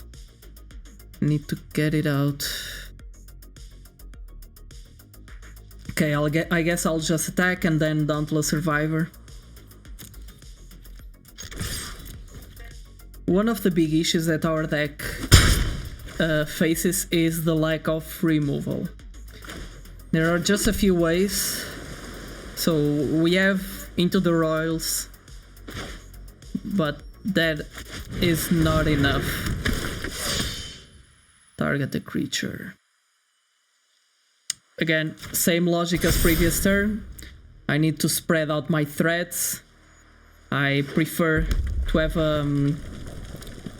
to have this kind of creature, or Death Toucher, as a 1/1 and grow the worst creature. Will you put in yourself? Damn it, they're trying to outgrow us. Well, actually it's a kind of a good thing, because now I'll play a Risen Riptide. I guess no decisions about that, right? We want to hold them off until I can play big stuff. Probably next turn we'll play Asylum Division, try to get that Luminarch Aspirant to our side of the board. I'll attack, of course. They won't trade.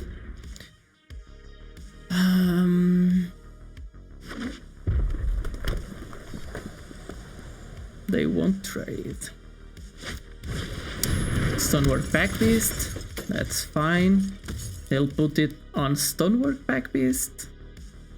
No, on the flyer. Yeah, it makes sense. Makes sense. All the remaining creatures are locked tight. So I cannot kick this yet. Either way, I don't have anything that I want to bring. So I'll just play this. Pray. Okay, that's not a Lul Mage's Domination, but this is still good. We'll be able to get their Kitesail Cleric out of the board, most likely.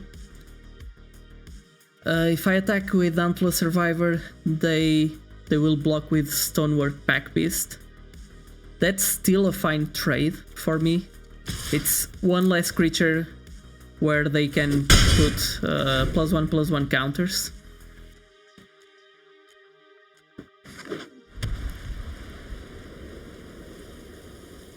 Of course they don't want to trade, they want to as many creatures as possible to play. Jesus Christ. Okay.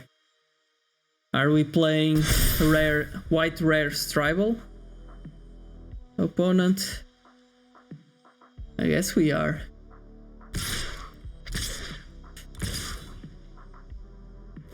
Oh, you're getting very fancy there. Well, no need to block the Luminarch Aspirant, I'll block the Stonework Packbeast. Now I'm at 8. This is not the card that I need. So I'll just probably Into the Royal on their turn. No attacks, and turn. Wherever they put the counter or something, right? Or maybe just their Kitesail Cleric. Yeah, probably that. Resolve. Yeah, I guess we're losing this game.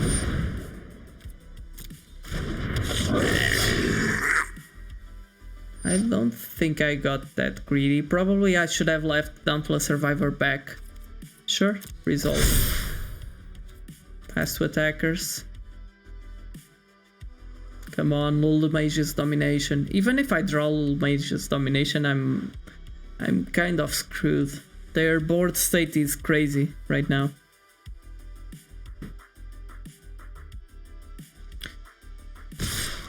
Okay, That's an attack. They don't have anything on their end. Okay, let's move to blockers. So, what will I block? I need to block as much damage as possible. My Dauntless Survivor needs to block Luminarch Aspirant. I could have played into the Royal before, so if I got low Mage's Domination, I will. But still, Squad Commander is still a good creature to block. I guess I'm kinda dead either way. So I'll block like this. Now I'll play into the Royal, if I may. Opponent. I'll get this out of the field and draw a card. I'll also get their Squad Commander out of the battlefield. That's a blocker, I guess. But now I'm at 2. So can I put enough creatures on the board?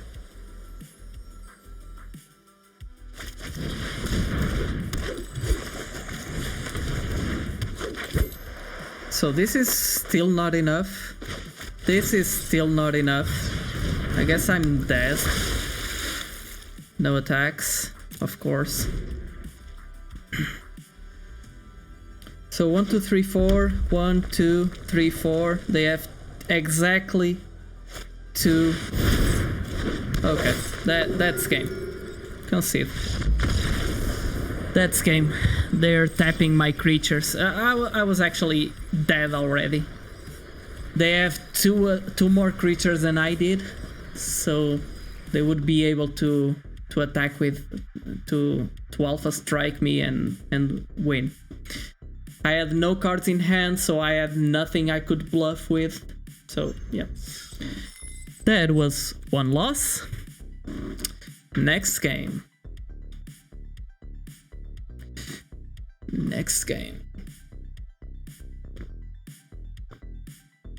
Still, I guess I could have held back a bit, one attack in there. I guess that was a bit rushed from the Dauntless Survivor.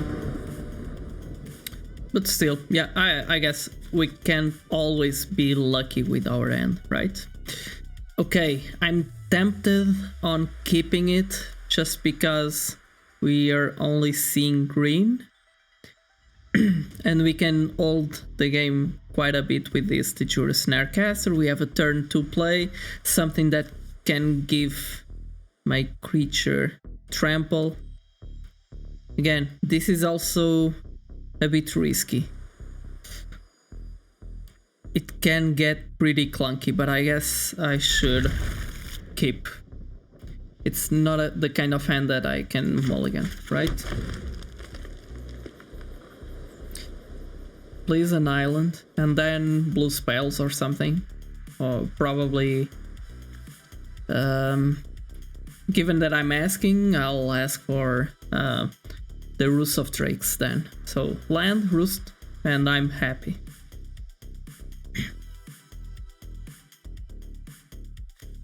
I would play Roost, then Gnarl Colony. Yeah, that would be cool. Come on, opponent. You're picking the prettiest land to play. Okay, that's a blue land. No need on playing it right now. I much rather prefer to play this Dauntless Survivor. Yes, on it. Please. Tejura's Blightblade. That's a 1-drop that I can cast. I don't have a turn 4 play, so I'll play this so that I can play my Tejura Snarecaster. And that's it. So they have some kind of removal or some kind of instant on their end. So yeah, I'll just play shitty creatures for now. Sure. There's a soaring thought thief. Why didn't you play that? Okay, I had open mana, I guess. You're just trying to get into my head. Opponent. All the rogues. All the rogues. So that's... that costs us a ton. So they can tap an untapped rogue to give this creature stuff, right? That's not something I'm happy to see. Let's play this on the backside. Let's play the Judas Blightblade and ship the turn. Nothing really that I can do.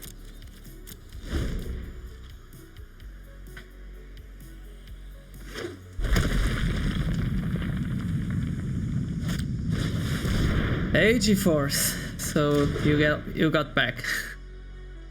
How are you doing, man?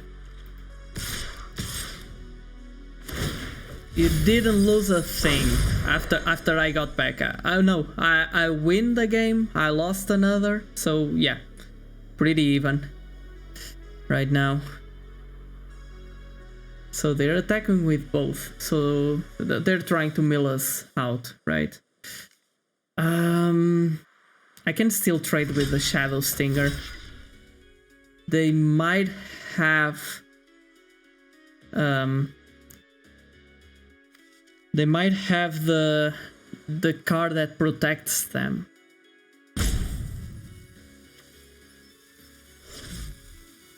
Yeah, COVID is getting pretty crazy right now, unfortunately. It's really bad. If I play these, at least they will need to cast their stuff. And this is just a 1/1. So I'll block. I need to take that creature out of their hand. Sure.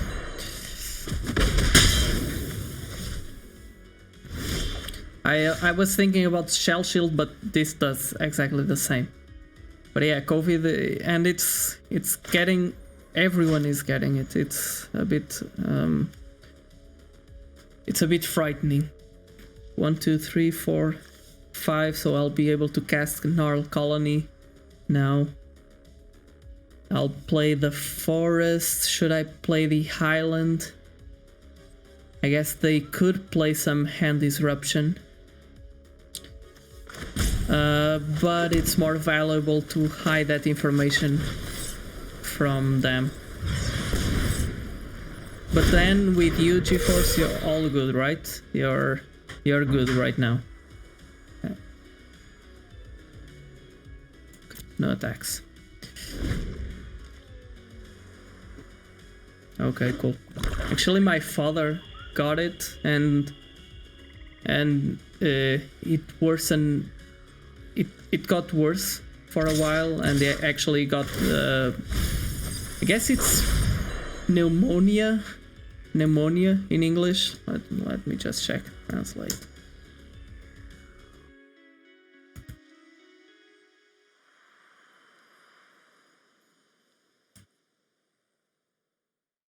Yeah, pneumonia. So yeah, it's pretty crazy.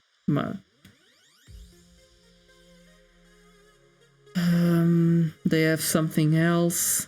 They can tap the Zulaport. They're getting better, but it still takes a while.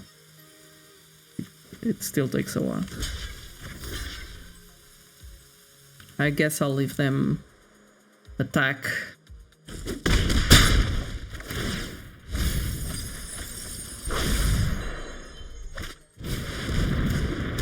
But yeah, things are improving, I believe. That's a 3/3. Everyone is at 2 something right now. If I attack with Gnarl Colony, I can take 2 of their creatures out of the picture. On the swing back, I'm getting more and more dead, unfortunately. If I could... oh no, this wouldn't do the trick. So no reason to attack, right? Yeah, no attacks. Tap can't be blocked this turn. Yeah, they can. They need to do some. They need to have some. To make some decisions now. Okay. Now I can actually. Well, if they have something, I'm dead. Either way. I'm getting milled out pretty badly right now. Guess there's not much I can do. I don't really need to protect my life total, but I guess yes, Zulaport Duelist. Another one. And now they can tap it and give it indestructible. So this is going pretty bad. I guess our lucky streak has ended. And another island. Thank God I got all the islands I needed after I started with a hand that only had green mana. Thank you, hands. Now I'm at 12. Nothing really I can do. No attacks. I can just try to survive right now. Probably I shouldn't have blocked. I should have read that they had something to protect their Shadow Stinger, and they had something in the ugliest way possible, which was another Zulaport Duelist. Yeah, pumping the crawling barons. It's immediately 4 triggers. No, okay. I guess they had already pumped it before. Okay, unblockable. Attack. They're attacking in 2 different axes. Jesus Christ. Guess I can't block this. I need to block one of their other creatures. I'll just block. Do I? 4, 5, 6, 7, 8, 9. I get to 6. Next turn they win. If I get to 6, either way they win. There's not much I can do. Okay, let's see what we draw.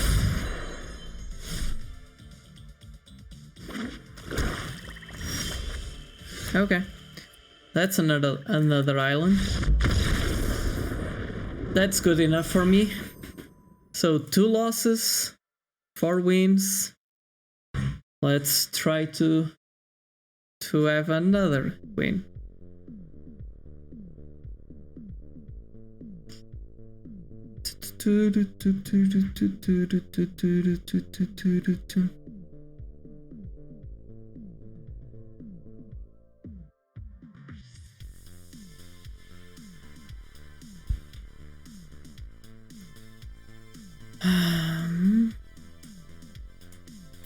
Come on, Arena, do your thing.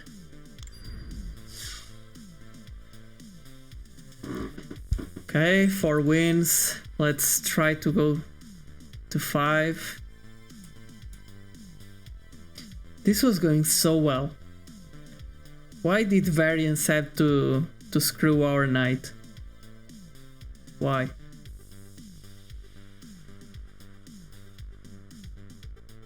Ideal draws allow you to curve out by both playing a land and spending all available mana every turn for the first few turns. Hey, by the way, GeForce, have you by any chance seen the article that I wrote on Magic?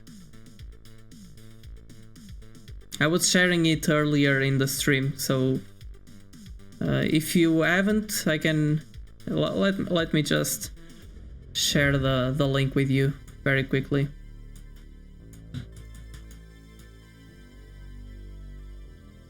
I posted, so I published it in Medium. I posted it on Twitter and Instagram and Facebook too. So I guess if you have an account in Twitter or something, that's where I typically post stuff. Oh, network error. At least that didn't happen during a game. So that's the link. Very briefly, I tried to convey the kind of things that Magic has taught me and keeps on teaching me that go well beyond the game itself. Cool. Let me know your thoughts afterwards.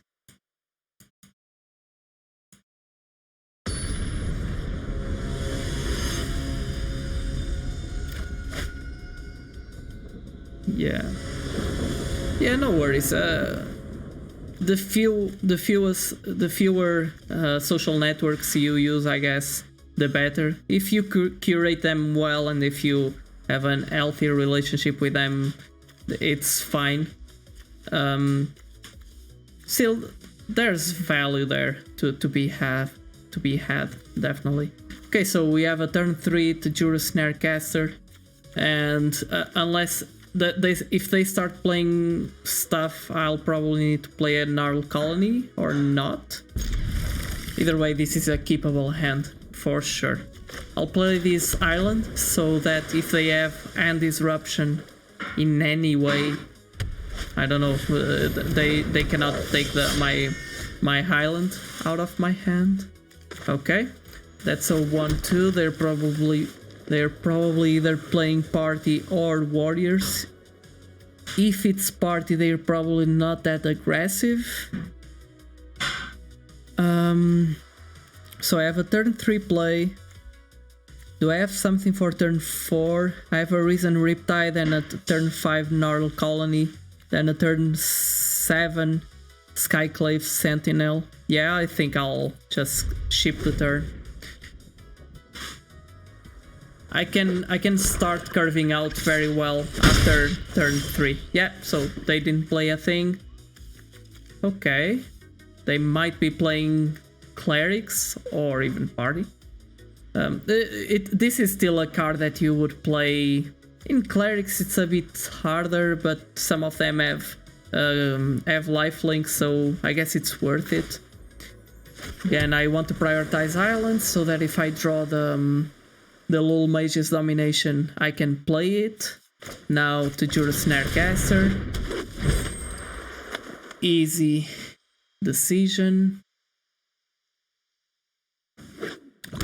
Easy peasy lemon squeezy. That's a Farsight Adapt, so they might be doing some sort of party deck on their end. So that's Lul Mage's Domination. That's a nice thing to keep in hand for later. I won't be attacking, so let's just ship the attack phase. I can now play my Risen Riptide, right? As we discussed. We're not spending all our mana, but I don't see a way to do that.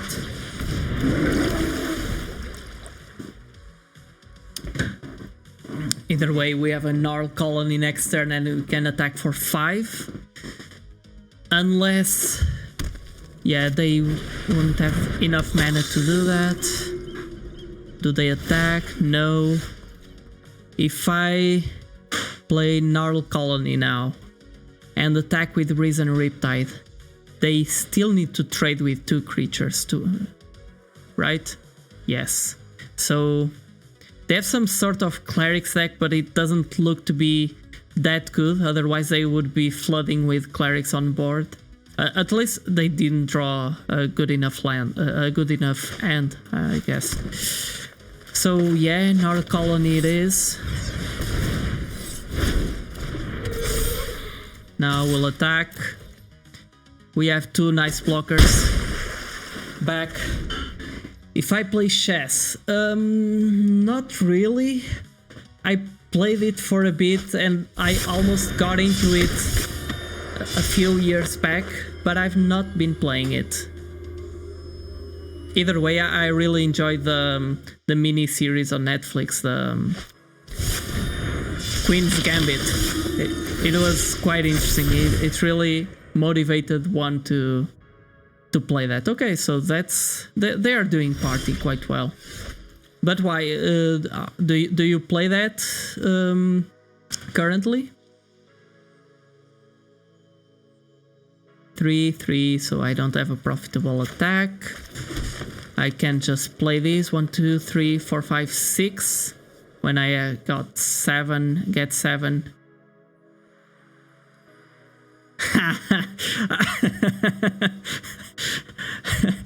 I saw that. I saw that coming.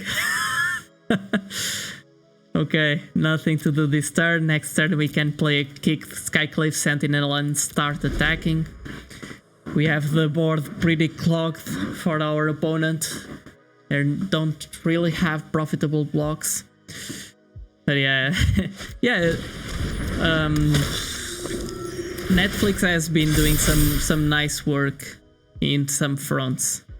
I definitely believe that's the case. Okay, this is a Dauntless Survivor. I can put a +1/+1 counter on something. Probably that will be my flyer.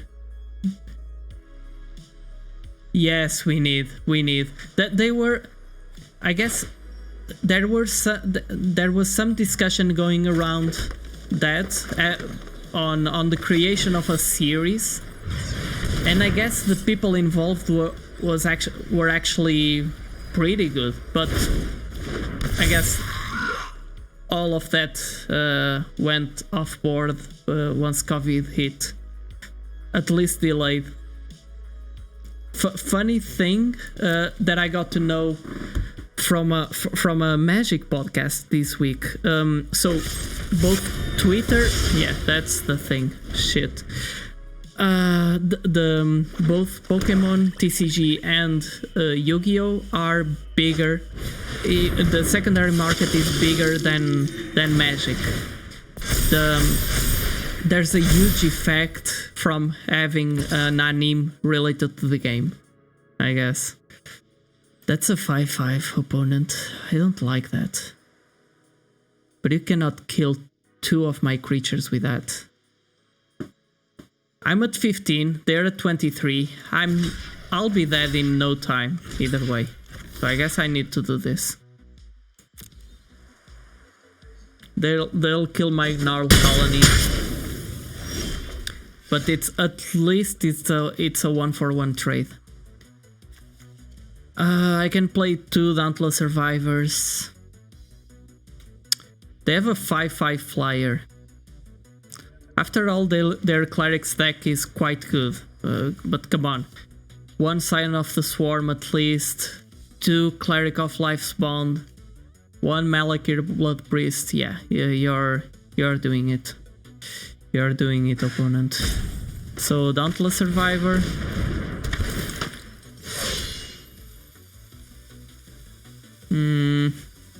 I want to be able to block their most powered creature, so I guess I'll put 2 counters on my Tajur Snarecaster. This way it has 6 toughness, and if they attack with the Cleric of Life's Bond after it gets pumped, I can still do something. No need on playing this land, I guess. I already have enough.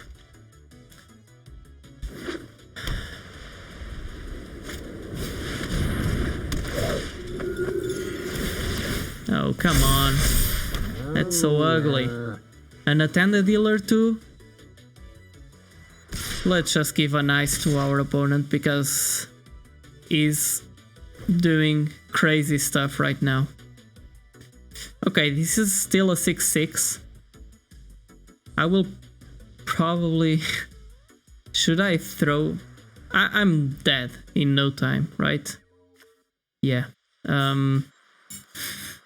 I should just... If I block this, it dies. If I block and this to prevent all the damage, both of my creatures get killed and I'm left with 2 1/1s. If I block here and leave this through, that's the best chance for survival. If I also block with these 2 guys, I managed to kill that creature, I hope. They still have to mana up. Okay, at least I killed that creature. But they still have a huge 6/6 flyer. And a creature that can give other of their creatures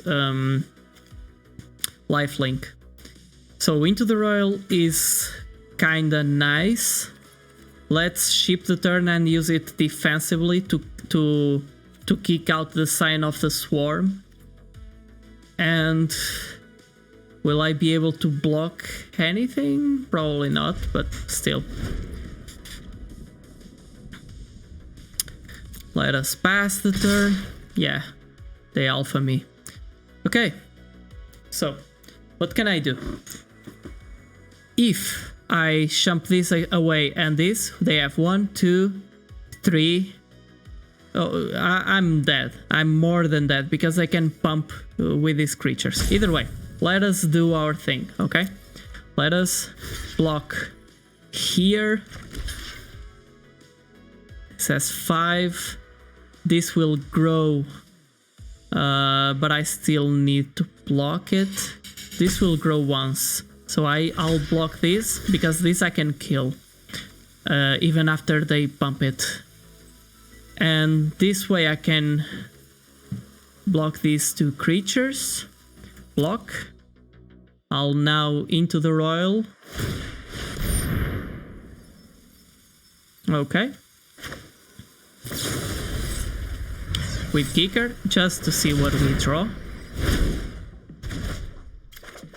Okay, I'll land. Exactly what I needed. Okay. We had a nice run today. Unfortunately, we ended up doing 4-3. 4-3 is not that bad, I guess. Let me just check the standings. Let's open the boosters.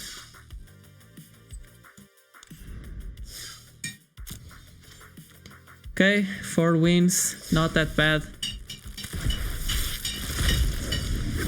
I've been having some pretty tough opponents, to be honest. At least today we played a bit tighter than in the past. Felidar Retreat, that's a nice card. That will probably see increasingly more play in Standard in the coming sets. Okay. So I think we broke even. Let us just take a look into... No.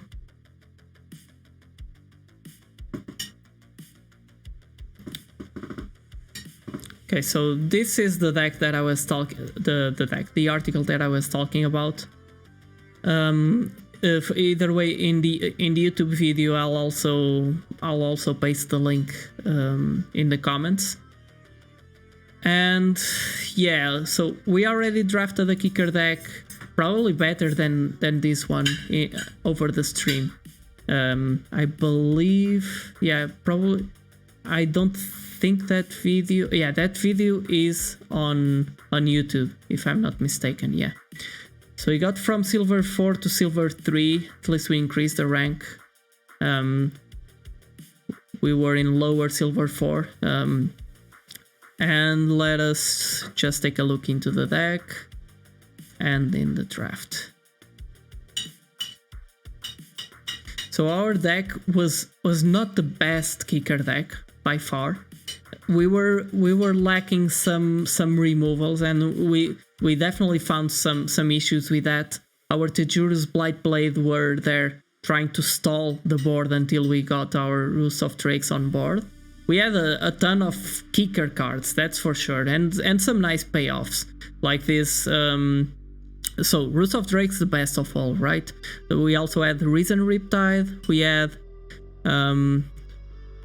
the where is it? The Murasa Sproutling, exactly, and the Gnarl Colony. Well, Gnarl Colony is not exactly a payoff of kicker; it's an enabler, but we also had some payoffs for +1/+1 counters. So it was interesting to have that sort of that back plan. At some point we were close to play kick the Vastwood Search with Iridescent Hornbeetle on the board to create immediately like 8 1/1 creatures. It would be huge. So yeah, exactly, at the beginning of your end step. I still believe our deck is the best build that we could get. We might have played Seafloor Stalker instead of Scale the Heights, but still, the drawing of cards, the +1/+1 counter synergy, and the gaining life, we were interested in doing all of that, and sometimes even ramping. We definitely used that. But yeah, altogether, it wasn't the prettiest thing in the world.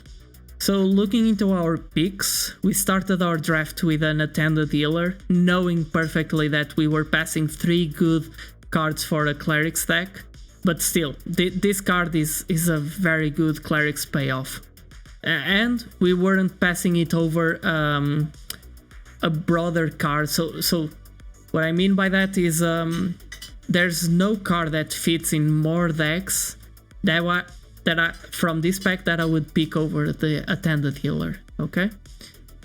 It's also interesting to take a look into... So let us first, even before looking into what wield, we can also look into the initial picks. So this is pick 1, pick 2.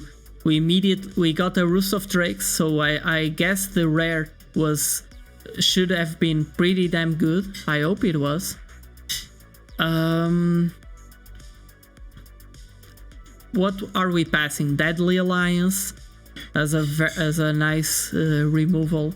Sigiri's Shelter is a kind of a reasonably good spell land. Yeah, that was pretty much it. Noteworthy at least. Pick 3, we got a Tazim Royal Mage passing a Risen Riptide. Yeah, so we hope it will. Let us just take a quick look into... So another Relic Column. I guess someone was going to be happy drafting rogues in this table. Marauding Blight Priest also very good. Clerics. But yeah, most of the clerics were concentrated within that pile. There's definitely a point to be made towards picking Marauding Blight Priest.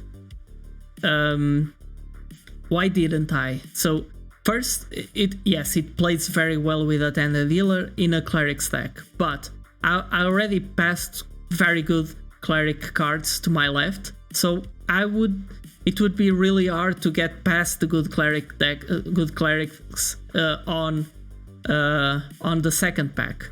Other than that, by picking a Tazim Royal Mage, I'm keeping to one of the cards that I have, and it's still it's actually a very good card. We get an instant or sorcery back from the graveyard. So I still believe in the vacuum this is better than this, but given that we have an Attended Healer, there's an argument to be made towards picking this. The only issue is that the Attended Healer had a lot of good things.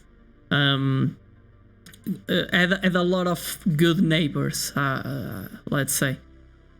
So pack 3, so now we start seeing some of the potential signals. I mean, we're seeing green quite open, I guess, so that's why I started by picking a Gnarl Colony, because it goes much better into what my potential main deck cards are trying to do. It is a kicker card, so I'm trying to disincentivize my opponents from picking those cards. Now, no really good green cards. Well, Joraga Visionary is not bad. It's reasonable. Okay. Vastwood Fortification is reasonable too. I still pick field research, because on a kicker deck it's really useful to be able to, since we're trying to hit the late game, it's really useful to cast a field research to kick later, so that we essentially get additional kicker cards and all of that. So yeah, Dauntless Survivor, nothing in this pack for us, and I'm not really by this point I'm not really looking towards picking a Seagate Colossus or anything like that.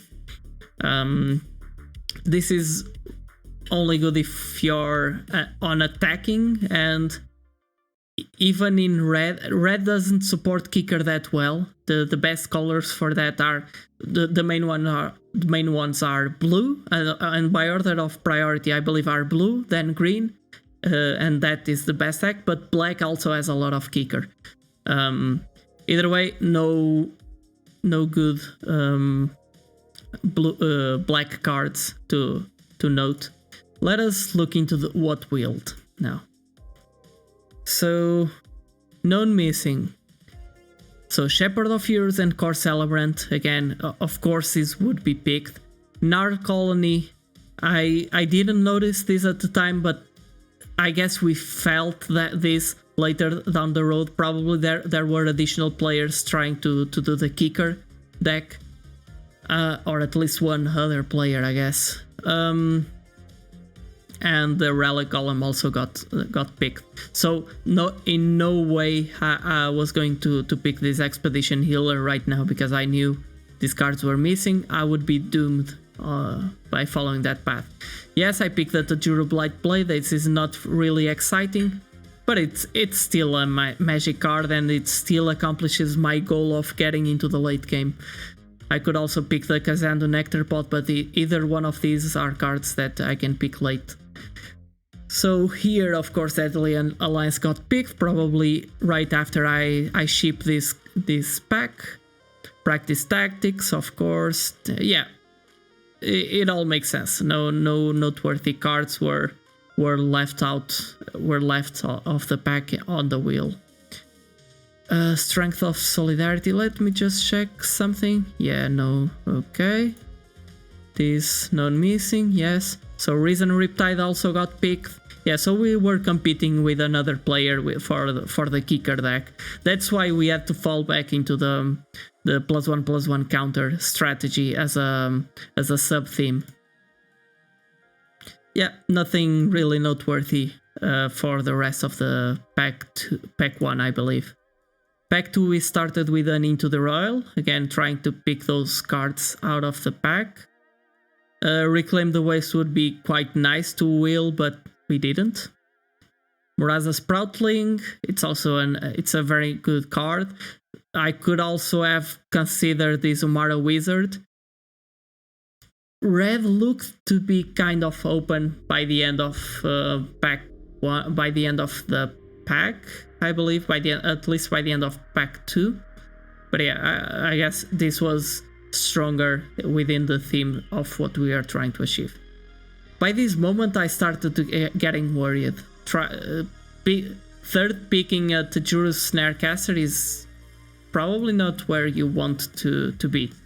This might be an event out of the blue, but still, Scale the Heights, we still didn't know that we were doing something like +1/+1 counters. We just had Gnarl Colony, Territorial Sidecat. Oh, we already had the Iridescent Horn Beetle, right? Yeah. So I guess we already knew. But again, those cards are pretty bad. This didn't see much play, but it was geared towards what we are trying to do. Skyclave Sentinel, it did some work, I guess. A late Into the Royal, which is a nice signal for us, at least from our left. So the thing is, what this kind of indicates is that we were probably competing with someone closer to us on the right, like 2 or 3 seats from our right. Because this is pick 6 and there's still an Into the Royal. There might be a good card in the pack too, but there's also a Colony Ambush, so it's weird. It's weird. Reason Riptide, Cliffhaven Kite Sail, Seafloor. So this is what and still a Reclaim the Waste on pick 7. It's really weird. Probably we were other people were just trying to do soft kicker, or a kicker sub theme. Yeah, so no other noteworthy cards. Let's just take a look into pack 3. Cunning Geyser Mage. We could also have considered Veteran Adventurer, but we already had some late game stuff to do, and we want to minimize those because even our kicker cards, many of them we wanted to play them late, so that's why I picked this. This Null Priest of Oblivion, it's very good, but no way we would be playing black by this moment. Lol Mage's Domination. This is so Kazando Mammoth is a very good card for sure. You can start attacking on turn 4 for 5 with it very easily. The issue is we're not really trying to do landfall.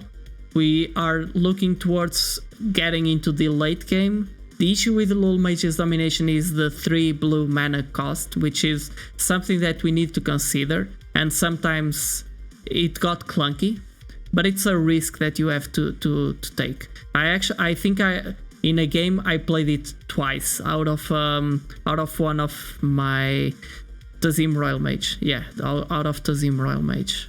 So it's still a very good magic card. Silum Division, it can do some work. It can fetch our Into the Royal and things like that. I'm not picking that over anything in this pack. Subtle Strike is an minimally interesting card. It's not huge. It has a lot of potential, but it's not huge. I was not looking towards playing a second, third Timber. So let's wrap up with pick 4 on pack 3. Skycliff Squid, again thinking about holding the ground early on and trying to...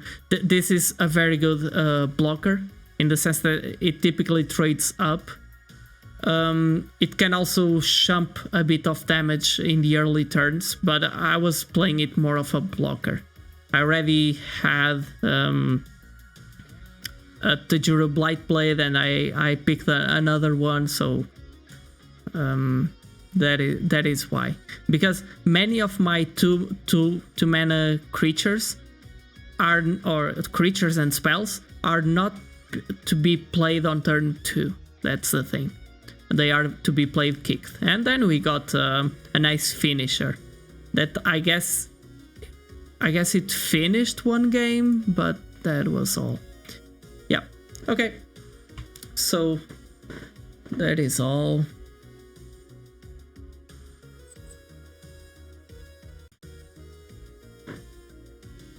So,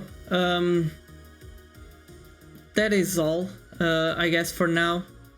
I just saw your message now, GeForce. We can discuss it later. Let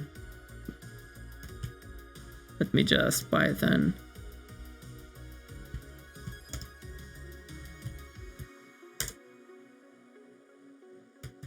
Script is also used a lot. So I use mostly, if by any chance you're interested, I use mostly Python and SQL because I work as a data scientist / engineer. So most of the things that we do is manage databases and not exactly manage database, but manage data ingestion and data processing, data analysis, machine learning, stuff like that. So that is a wrap for today. Altogether, I'm happy with how it went. I believe that we played a tighter game than in some instances in the past. We got 4 wins. We were we had 3 wins and 1 loss and 0 losses before we started having more and more losses. So yeah, I guess again, I'll be posting this on YouTube, the recording on YouTube for you to see on demand if you're already watching on YouTube. Hi, and again, you can follow me on. Make sure to follow me on Twitch to know whenever I go live. Make sure also to follow me on, or if you want, of course, it's optional. On Twitter and on Instagram, I post some of the things I find interesting on the internet in there, and I'll also post on Twitter whenever I go live and whenever I write something or that kind of stuff. So yeah, I'm under the name Diogo Japinto in all those platforms, and come and hang around next time. Make sure to do it. So see you around. Till next time. Bye.